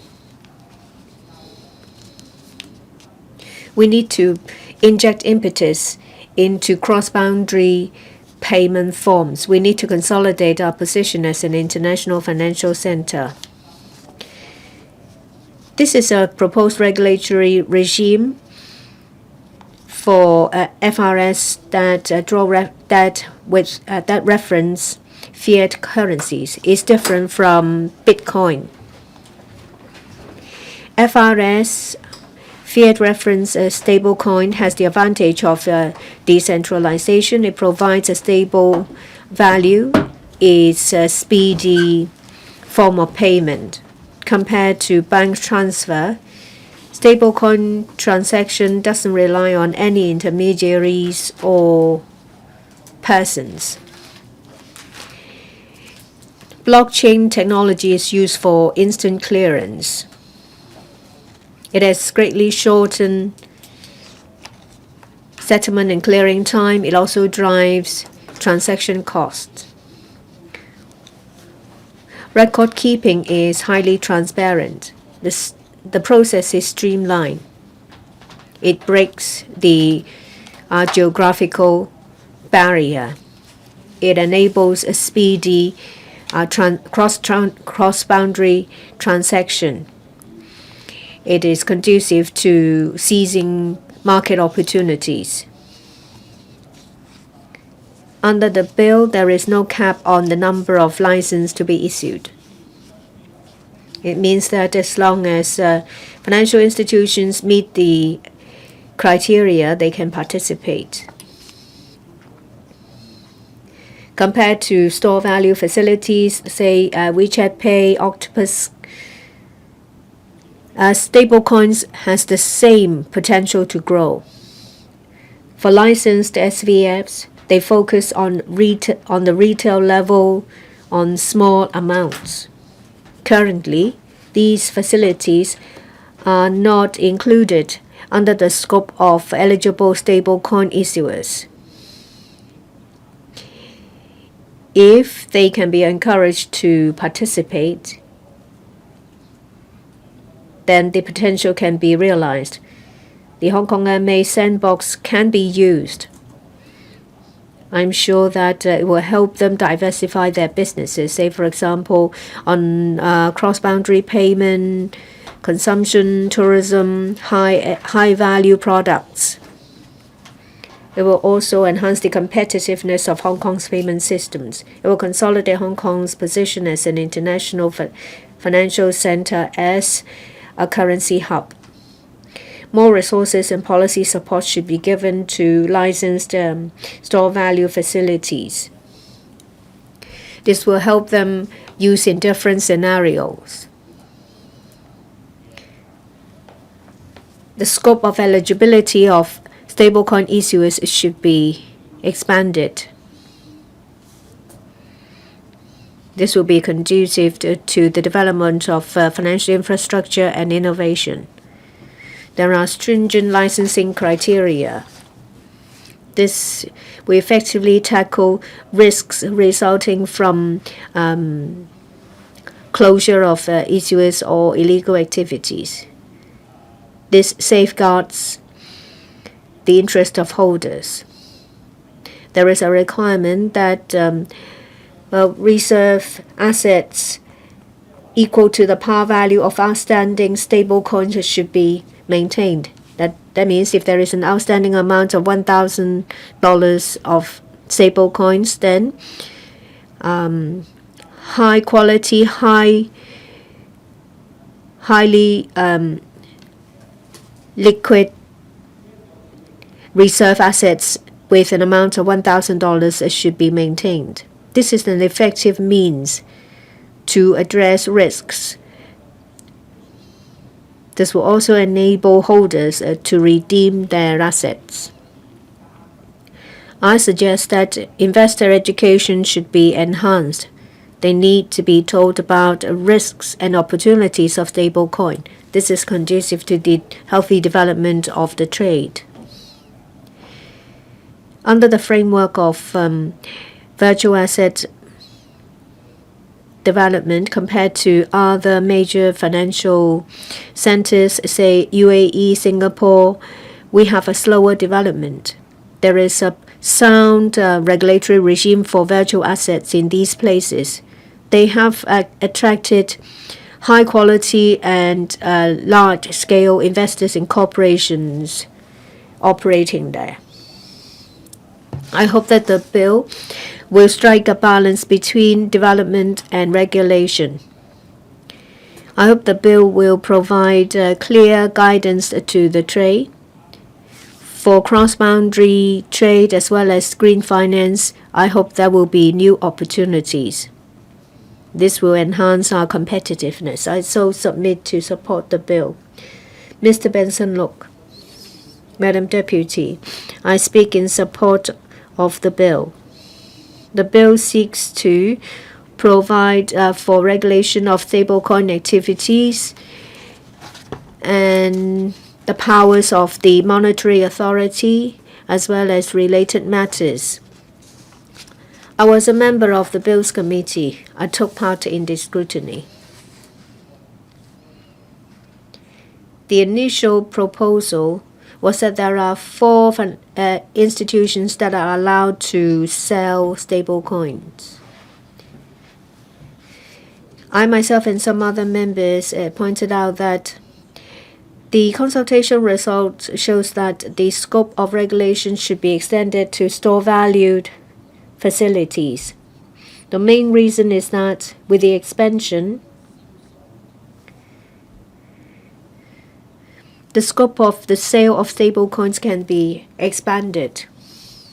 This will be good for Hong Kong as an international financial center, as well as the boosting of economic activities. The administration said that the business of store value facilities is rather limited. They may not have too much to devote to develop stablecoin businesses. If these licensees are allowed to engage in stablecoin activities, there is a chance of additional risks to the original business. Having considered various factors and the development trend as well as scenarios of stablecoins, on top of our suggestions, the administration said that they may consider allowing licensed store value facilities to be statutory issuers, but they need to have the approval of the monetary authority before they can start their stablecoin business. I'm glad to hear that the administration that they will consider that.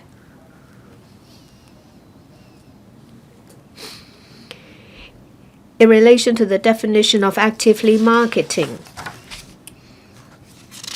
in Hong Kong, well, we are concerned that some people may make use of the ambiguities to engage in dubious activities or even fraud. The administration pointed out that when deciding whether it falls under the scope of actively marketing the business in Hong Kong, the monetary authority will consider various factors. Say, for example, the language used, whether the target groups are Hong Kong residents, and whether the domain name contains the word Hong Kong, and whether there are marketing plans. Undesirable publicity and business operations practices should be monitored. There are concerns about the definition of applicants. There are some institutions claiming that they are applying for a license, and in the meantime they engage in illegal activities. I am concerned that there are groups that make use of license applicants to mislead the public, causing losses.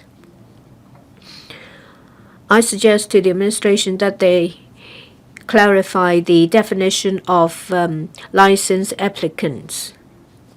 The administration explained that applicants are yet to be granted a license. As a result, they are not allowed to carry on regulated activities. If they purport to carry on such activities, then it's against the law. The monetary authority will provide further information and guideline to applicants to maintain order. Well, with a clear regulatory regime, the bill encourages different applications of stablecoins in scenarios. It effectively addresses the systemic risks and enables sustainable development of the virtual asset markets. Well, this will strengthen our advantage in various areas. This will also enhance our competitiveness in Web3 as well as in cryptocurrencies. The bill is to be passed. This is a milestone for our development. We will put in place a sound regulatory system. We hope that we'll be able to attract capital and technology to come to Hong Kong, which strengthen our position as an international financial center. I speak in support of the bill and the amendments. 多謝主席。 Mr. Yim Kong, I speak in support of the Stablecoins Bill. As a key development in the virtual asset market, stablecoins play a key role. According to recent data, we have now the value of transaction USD, the stablecoin transactions surpassing 230 billion US dollars. So now stablecoins play a strategic role. It can help reduce transactional costs as well as enhance circulation of stablecoins internationally. It increased regulation of stablecoins in Hong Kong. We should be able to better regulate the asset as well as create a favorable ecosystem for its development. We need to ensure adequate protection is offered to investors. We also need to make sure there are various requirements put in place, such as for disclosure and asset management. This is to manage risks and instill confidence in investors. We also need to make sure we align with international standards and practices. In the development of stablecoins, we face multiple challenges. Right now, Hong Kong's regulatory regime is yet to be complete. We do have a requirement for reserve assets to be highly liquid, but then we have not clear accountability of, say, foreign platforms.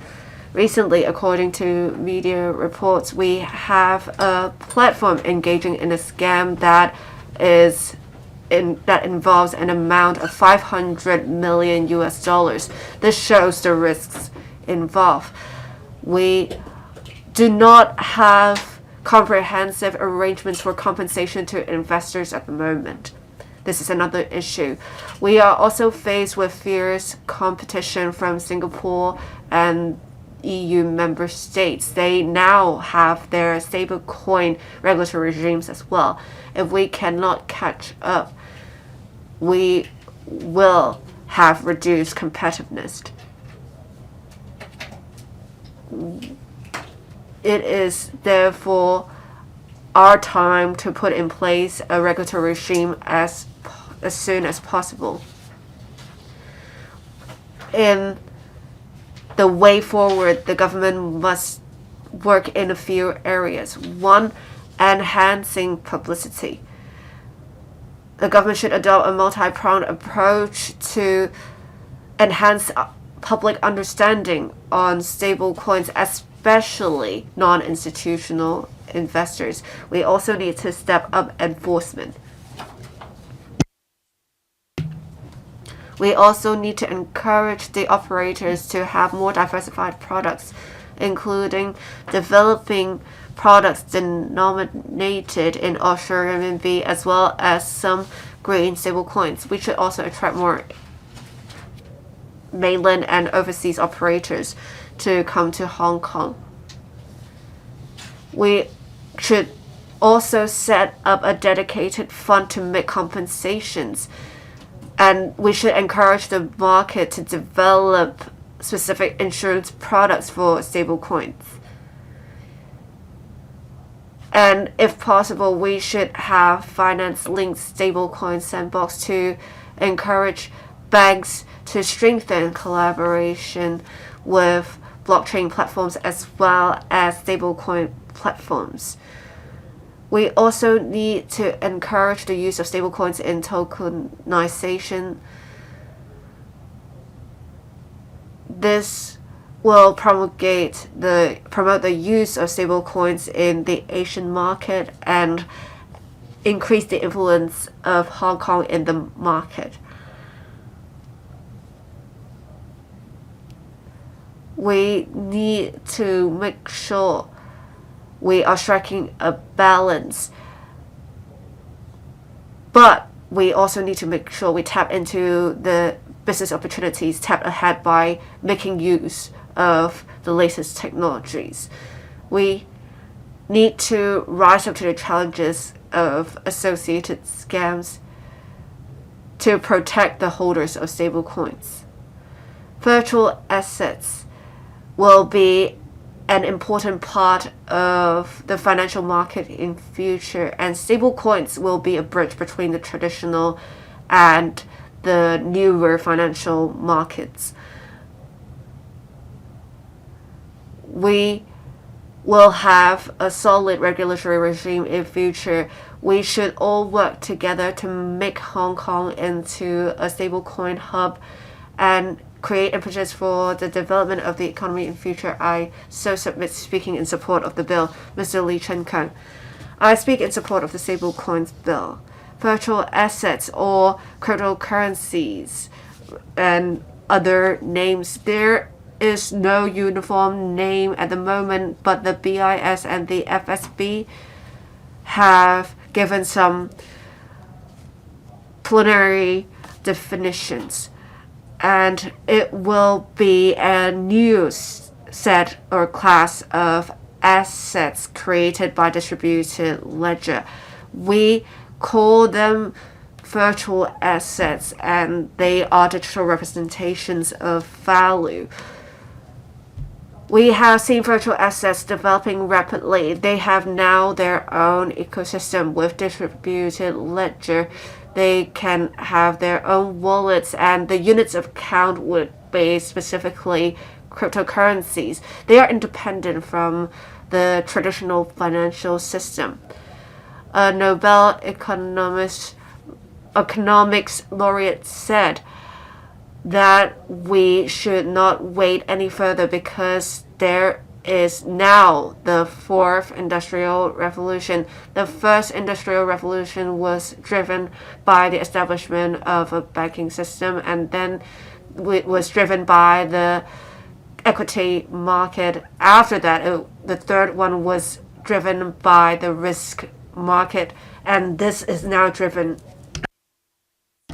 by the development of virtual assets. We will have a regulatory framework, and we have many different jurisdictions promulgating stablecoin regulating legislation as well. We are all trying to have some standard setting power because there are many jurisdictions that will enter the stablecoin market. If the US has standard setting power because of its market share, we will be at a disadvantage. We need to leverage on our advantages, make use of AI, big data, blockchain. We have our competitive advantages, and this is actually at the heart of the war between China and the US. We need to make use of this very small window to leverage on the competitive advantages of the mainland to promote the use of cryptocurrencies. We should be proactive and be on the front line in this tug of war between China and the US. We do have inherent advantages. We can make contributions to the country and move forward quicker to develop a cryptocurrency center. Right now, with virtual assets regulation, we have more stringent regulation than the US. It has somewhat stifled the development of the relevant trade in Hong Kong. Hong Kong does not need to have more stringent regulation than the US. We should have regulation on par with the US or even less. We need to have more efficient and effective as well as comprehensive regulatory framework. Since the 1987 stock market crash, there has been exclusive power granted to the HKEX to operate the relevant market, and ever since then, we cannot have tokens issued by other operators. This has stifled the development of the financial sector of Hong Kong. We need to have reference to the latest situation and amend the relevant legislation, that is Section 19 of the SFO, to let other operators issue relevant products as well. We can really see this impeding our development right now. We need to enhance competitiveness. We should work with the mainland authorities to have more QD2 as well as other channels, to have more products, to have virtual assets as well as derivative products traded. If we do not move forward, we will only move backwards.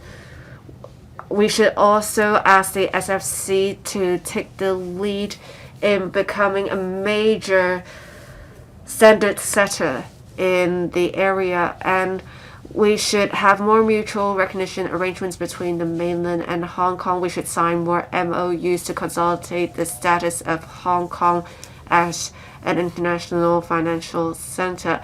We are now trying to regulate stable coins. Hong Kong is already an offshore renminbi hub, and stable coins is a good starting point for internationalization of RMB. The Liberal Party asks that we should have an offshore renminbi stablecoin issued in Hong Kong that will consolidate the status of Hong Kong as a settlement center for renminbi. It will also help Hong Kong develop into a new distributed ledger settlement center. It will also help propel Hong Kong to become more prominent in virtual asset transactions. With distributed ledger products, we have moved from Bitcoins to RWA as well as tokenized assets. With RWA, there are 3 levels. We have for fiat reference products such as stable coins.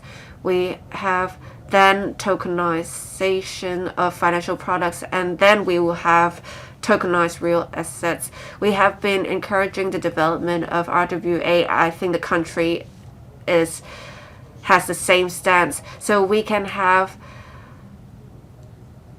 RWA issue to support real enterprises of the country, and this will also in turn help develop the RWA market further. With distributed ledger virtual assets, we want to develop into a hub dealing in such assets. We need to have blockchain infrastructure in place to attract enterprises and investors from different places such as the Middle East to come invest in such products. And the HKMA and the SFC have been encouraging the development of RWA, but for investors, they see the conversion cost between traditional products and RWA products. With prohibiting costs, people will not buy RWA products. We need to make sure RWA products can be used in decentralized transactions. We can make use of smart contracts for the financial system to ensure higher returns. And in fact, we will have these products being more efficient than conventional products because we should have loans issued in such currencies as well, because that also enhances efficiency of disbursing loans. We have seen such products gone through two bull bear cycles, so these are at a mature stage. President, this bill is just a starting point. I hope the government will continue to work towards having for different cryptocurrency products other infrastructures such as in law, insurance, and other areas. Thank you. I so submit. 主席，隨住我哋踏入 Mr. Edmund Wong, President, as we step into the Web 3.0 era, distributed ledger technology is becoming a trend. This allowed blockchain technology and stablecoin to develop rapidly. However, most cryptocurrency rely on algorithm.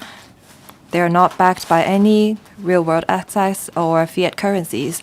Their values is not stable, and many people use it to speculate. That's why in the market, we have stablecoin referencing fiat currencies.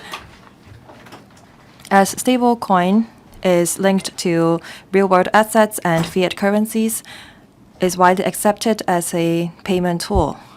It's become a bridge between the traditional and virtual financial market. How can we establish a regulatory framework to make sure that stablecoin is safe and reliable, such that it become a key to the healthy development of cryptocurrency ecosystem? This bill allows us to put in place a healthy regulatory framework over stablecoin.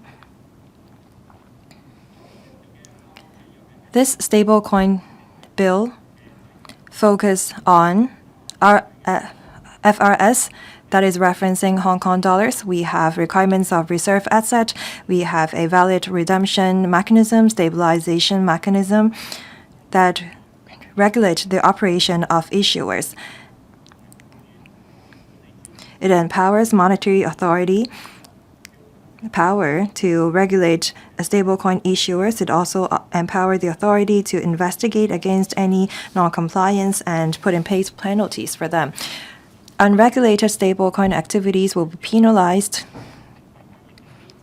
Any scams or frauds involving unregulated stablecoin activities will be subject to penalty, and they are criminal offenses.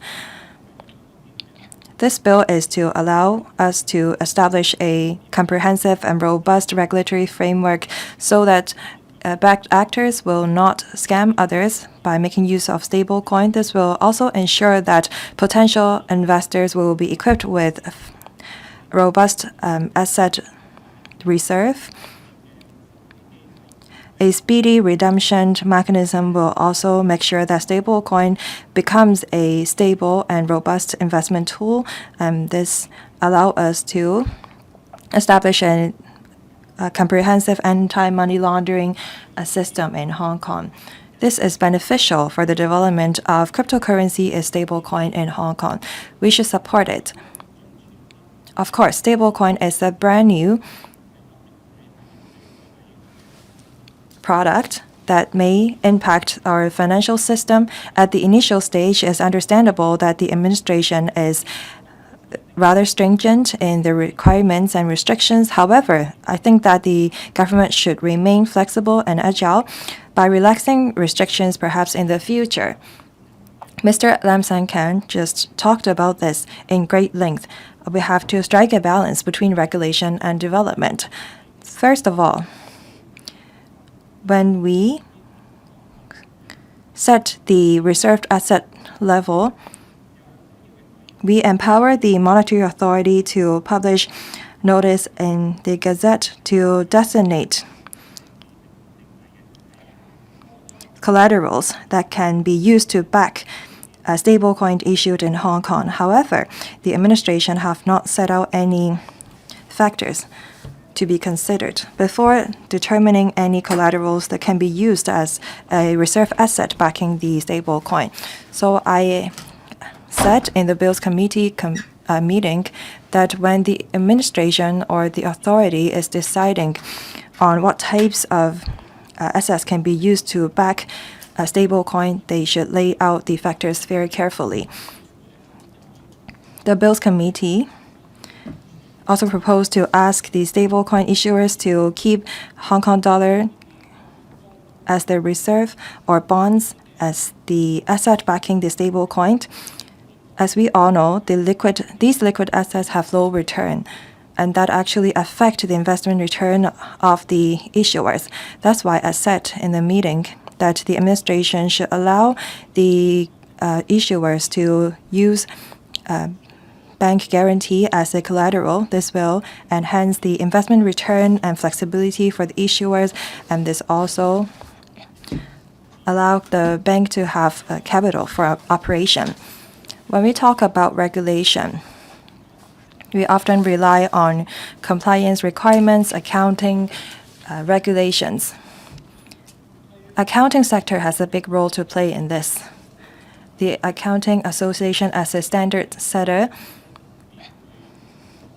has established a task force on this stablecoin bill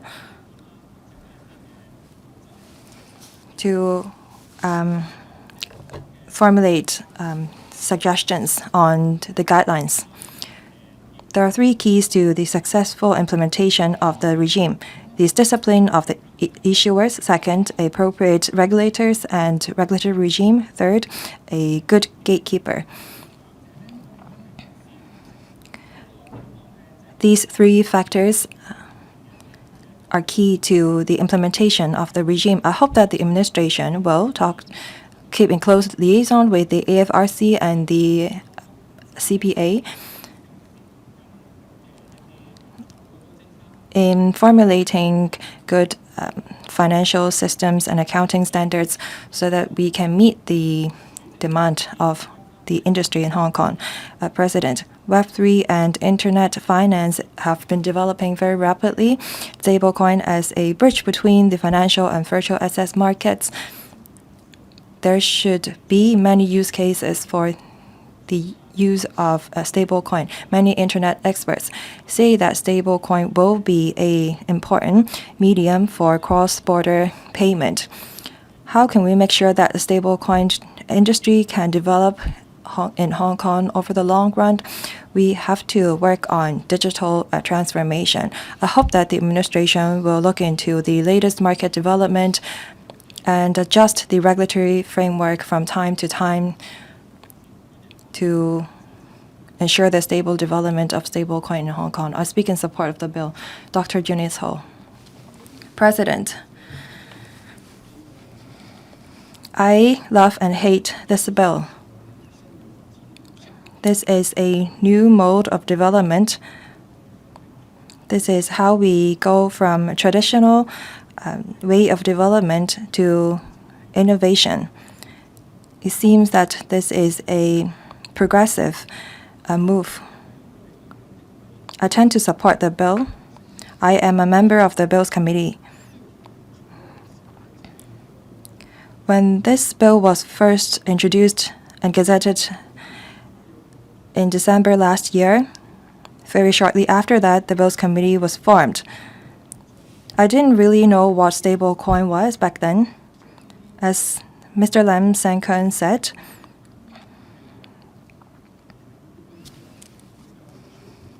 not everyone are familiar with these financial technology or virtual assets, although they've been here for decades. In the second meeting, I raised a question. Under Section 4, a definition of stablecoin is set out. What does stablecoin entail? Is gold, silver, bond backing the stablecoin?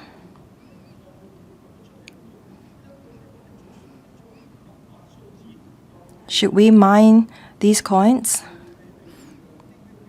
Are we required to do so?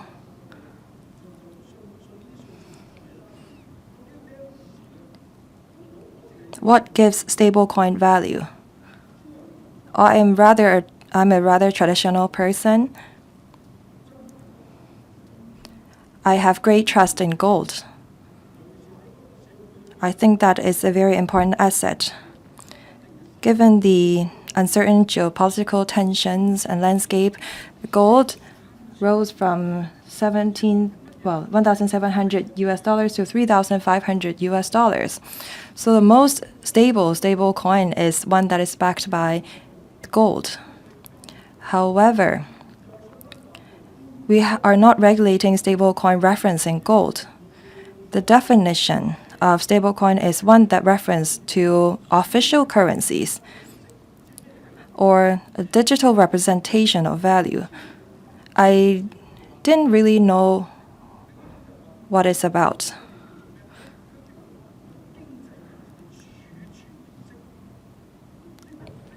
We can also define stablecoin as a form of deposit with economic value. What does it mean? Does it mean my passbook with a bank? We also have tokenized combination of savings.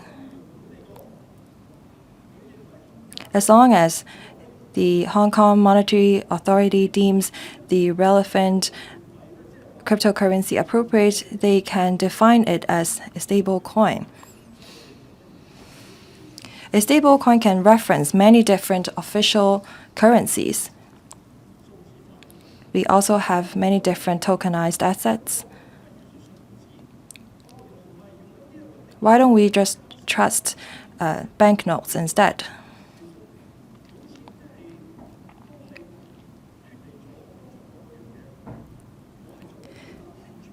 It seems that the government's bill is departing from the common practice. Why don't we include stablecoin referencing gold? Because gold is very trusted by many. Why don't we use paper gold as a means of payment and transaction? But we have to make sure that there is enough gold backing the paper gold. As we are not able to ensure the reserve level, we don't have issuers of paper gold in the community. Only banks or financial institutions can issue such instruments and products. Last year, on the 16th of October, the chief executive delivered his policy address for 2 hours.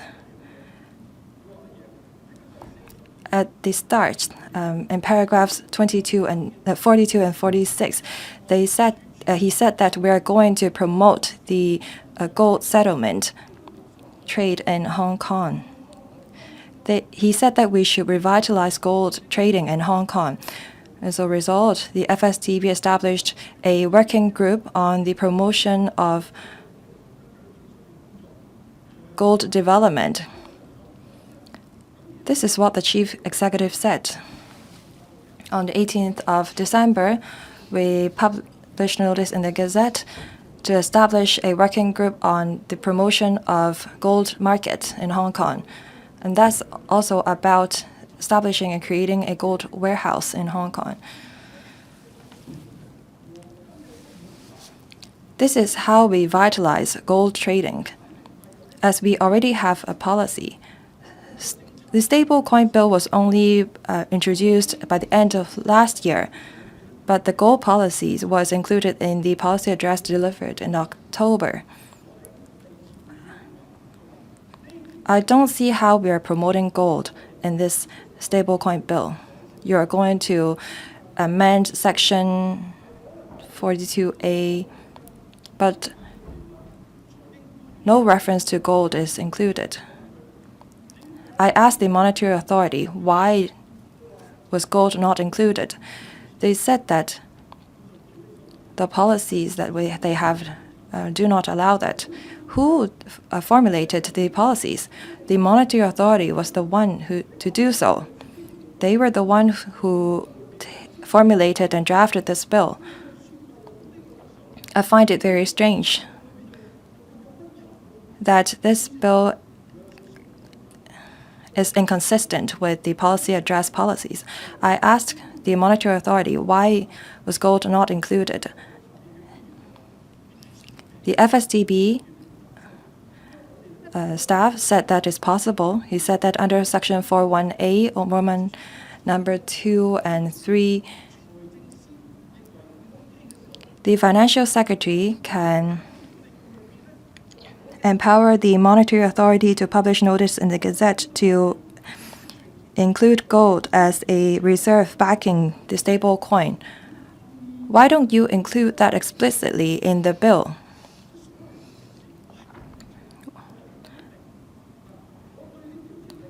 I don't really understand the approach adopted by the government. The government is trying to create a new financial environment for this new business. I have no problems with the licensing regime, the regulatory framework. I'm sure that there will not be any over-regulation, because if there is, no one would have supported the bill. A stable coin is referencing official currencies. Why can't it reference gold as well? The FSTB said that in the future, stablecoin may reference gold. But as today, we already have ways to trade gold officially. Why don't we accept it today?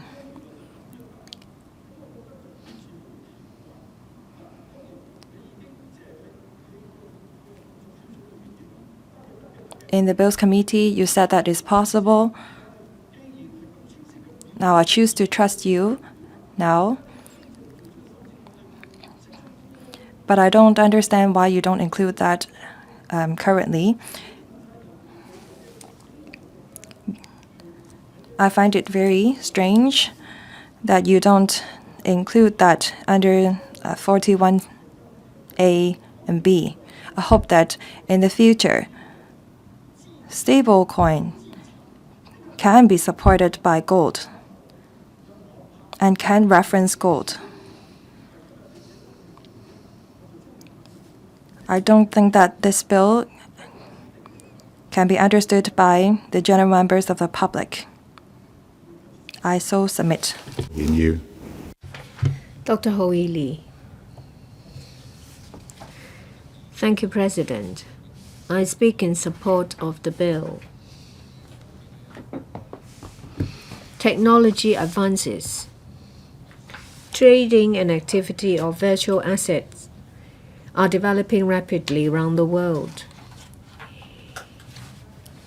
It's now more relevant to our lives. We have NFT and other virtual assets. There are more and more such activities. We see that the potential is huge, but there are risks. Virtual assets brings challenges in the forms of risk and regulation. Hong Kong is an international financial center. We need to, as soon as possible, put in place regulatory framework that aligns with the international one to safeguard consumers, investors, and prevent the risk of illegal activities. This will ensure sustainable development of the trade. In 2022, the government announced the policy statement on the development of virtual assets. One of the initiatives is to introduce a licensing regime for stablecoin issuers. That is the main objective of this bill. The bill effectively addresses the risks and help to seize the opportunities brought by the development of this market. There is a requirement that issuers should have management of reserve assets, resources, and presence. These are to address the risk of bankruptcy. There is also a requirement that reserve assets equal to the par value of outstanding stablecoins in circulation should be maintained.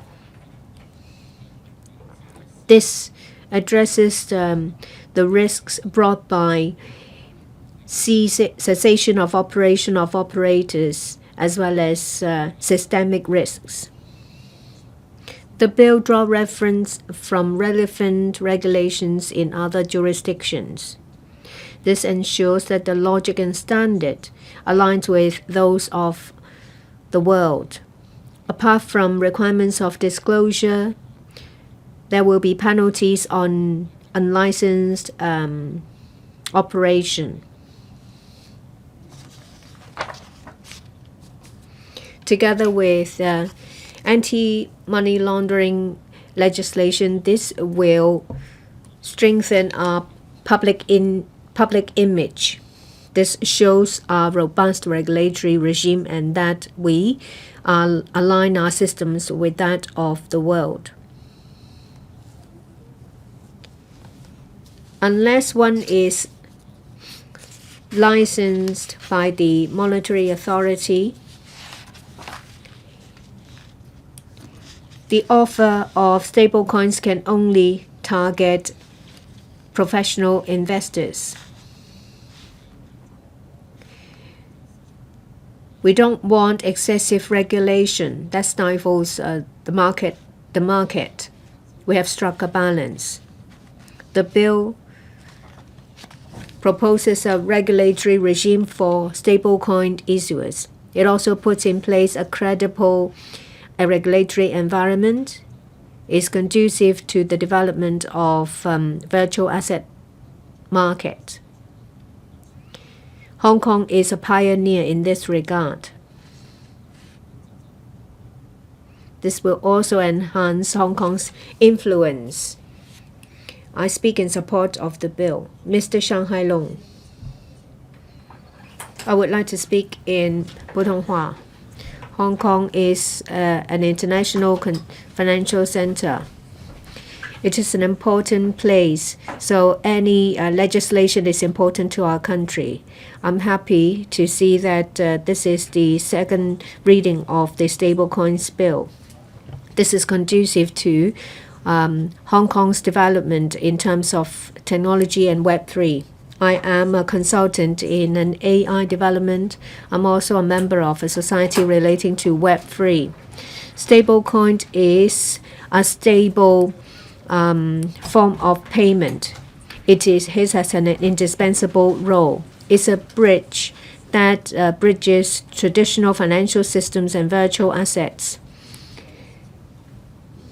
It allows participation of retailers in the market. It can be used in different scenarios. Say, for example, cross-boundary payment is widely used in places with a high inflation. This is a way to preserve wealth. When it comes to regulation of stable coins, we have special characteristics. We have put in place sandboxes to provide a trial scenario for participants. The Hong Kong SAR government and the LegCo have set up advisory boards and task forces to look into various issues. This has balanced innovation and risk prevention. I have some suggestions on the further development of stable coins. First, to make use of issuance of stable coins to revitalize the market. This will also enhance Hong Kong's influence. We need to further enhance the regulatory regime in terms of risk management exchange security, safeguards for investors, they should all be properly addressed. The SAR government, well, we have to address the various disadvantages to ensure further development. The FSTB, the Security Bureau, and the anti-fraud unit of the police will need to put in place measures to counter money laundering and to fight crime. I have received some calls for assistance. Some people use USDT to convert to Hong Kong dollars for money laundering. There was a litigation. The person was caught in a litigation and cannot leave Hong Kong. Yes, this form may be used by perpetrators as money laundering. This is a golden opportunity. We need to seize the opportunity so that we will be the pioneer. We will seize all opportunities. I speak in support of the Stablecoins Bill. Thank you. Does any other member wish to speak? If not, I now call upon the Secretary for Financial Services and the Treasury to reply, then the debate will come to a close. Secretary. President, on the 18th of December 2024, the administration introduced the Stablecoin Bill into the Legislative Council. The Bills Committee formed thereafter held 6 meetings to scrutinize the bill, where comments and suggestions were raised for the establishment of a regulatory regime for stablecoin issuers and healthy development of a virtual asset ecosystem that benefits the trade. I hereby extend my sincere gratitude to Mr. Tan Kan-chiu, Chairman of the Bills Committee, Mr. Adrian Ho, Deputy Chairman, 13 members of the Bills Committee, and other members who spoke in support of the bill just now. The bill strengthens the regulatory framework of virtual asset activity by balancing regulatory and market development needs through a risk-based and agile requirements. This allows us to maximize the benefits brought by virtual assets and associated technologies while addressing their potential risk and ensuring adequate protection for users. The administration introduced the Virtual Asset Trading Platform (VATP) licensing regime by amending the Anti-Money Laundering and Counter-Terrorist Financing Ordinance Chapter 615 to ensure that VATP comply with international standards relating to anti-money laundering and counter-terrorist financing, as well as to protect investors. The licensing regime came into effect in June 2023. There are currently a total of 10 licensees. According to the proposed licensing regime, anyone carrying out the following regulated stablecoin activity must be licensed. 1. Issuing a FRS in Hong Kong in the course of business. 2. Issuing stablecoins that reference the value of Hong Kong dollars. Or 3. Actively market the issuance of fiat reference stablecoin to the public of Hong Kong. When formulating the proposed regulatory regime, we followed recommendations of the Financial Stability Board in establishing a regime that suits local circumstances and is in line with international standards and practices. There are 3 major elements to the regulatory regime. 1. On reserve asset, the licensee must maintain a stable mechanism to ensure that the reserve assets pool backing the stablecoin are of high quality and liquidity, and is at all times at least equal to the par value of the stablecoins in circulation and should be properly segregated and managed. 2. To protect stablecoin holders, a licensee must pay the holder who makes a valid redemption request that par value of the stablecoin without imposing unduly burdensome conditions and unreasonable fees. And 3. The licensee must comply with requirements on anti-money laundering, risk management, disclosure, audit, as well as fit and proper person, etc. To protect the public, there are other requirements under the regulatory regime. For example, only permitted offerers can issue FRS in Hong Kong. They include a licensee under the proposed FRS issuer regime, 2. An authorized institution, that is a bank. 3. A corporation that is licensed by the SFC for carrying on Type 1 regulated activity. And 4. A VATP licensed by the SFC. The bill gives supervisory and investigative powers to the monetary authority for the effective implementation of the regime on supervision. MA can make regulations and issue guidelines as regards investigation when there is reasonable cause to believe that an offense has been committed or requirements have been contravened under the regime. The monetary authority may conduct investigation, require persons to render assistance in connection with the investigation, and apply to a magistrate for search warrants. BC members gave us many invaluable advice during the course of scrutiny. After careful consideration, we propose to make adjustment on the following areas. First, we propose to allow SPF licensees under Payment Systems and Stored Value Facilities Ordinance to be included as a type of permitted offers in the proposed Section 5 of the bill. Second, we propose to amend Section 132(2) of the bill by including the followings when the MA decides to impose a sanction on a regulated person. 1. The time at which the decision is to take effect. 2. The terms in which the person is to be cautioned, warned, or reprimanded. And 3. Stating that the person may refer the decision to the tribunal for review. Third, we propose to repeal Section 140(5) and introduce the new Section 140A to empower the Stablecoin Review Tribunal to suspend the execution of the monetary authority's directions when conditions warrant to better reflect the policy intent. We've listened to many members who've spoken just now. Let me talk about the key points to this bill. First, member asked if we should include gold under the definition of stablecoin. Many stablecoin markets use FRS as the foundation. Stablecoin referencing gold has not been a payment tool that is widely adopted, and it will pose potential risk. As mentioned, we will keep in view the latest situation. If things change, we may adjust the relevant definition. Some members talked about the requirements on the directors or senior management of the licensees. They said that if the regulation is too stringent, however, we want to control the relevant risks. That is why, now coming back to the legislative intent, we would like to keep to our approach. We have made reference to the relevant stored value facility ordinance. Third, some members asked whether we can be more efficient in making regulations and issuing guidelines. We propose to issue the relevant guidelines as we enact the ordinance so that the relevant users and applicants can be made aware of our requirements.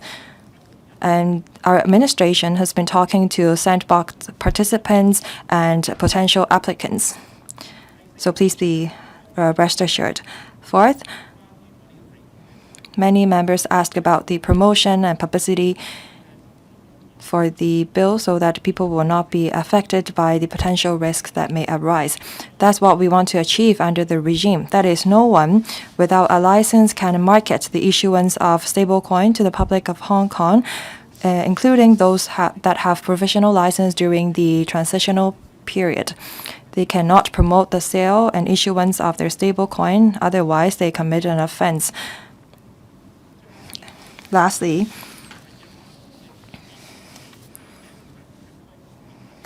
many members ask how we can collaborate with other jurisdictions on the issuance of stablecoin. Because stablecoin is about payment across boundary and borders, we are going to put in place a mutual recognition mechanism with regulators in other countries. Now, coming back to this bill, we have been maintaining close communication with the regulators and trade representatives. The proposed FRS issuers regulatory framework has the support of the trade and has addressed some of the stakeholders' concern. If the bill is passed, the ordinance will come into effect on a day, hopefully within this year, to be appointed by notice published in the Gazette. For this, we have commenced a series of preparatory work, including drafting a regulatory guide, educational and promotional materials for the public and investors. The bill, formulated under the principle of same activity, same risk, same regulation, aligns with the regulatory approach for virtual assets in Hong Kong. President, virtual assets, including stablecoin, are rapidly developing. Major economies have recently been promoting its development. I appeal to members to support the passage of the bill for the early implementation of the regime in Hong Kong so that we can provide stablecoin issuers with a clear set of policy and robust legal foundation, allowing them to capture the opportunities that we have to offer. I also submit. Thank you. I now put the question to you that the Stablecoins Bill be read the second time. Would those in favor please raise their hands? Those against, please raise their hands. I think the question is agreed by a majority of the members present. I declare the motion passed. Stablecoins Bill. This council now becomes committee of the whole council to consider the Stablecoins Bill.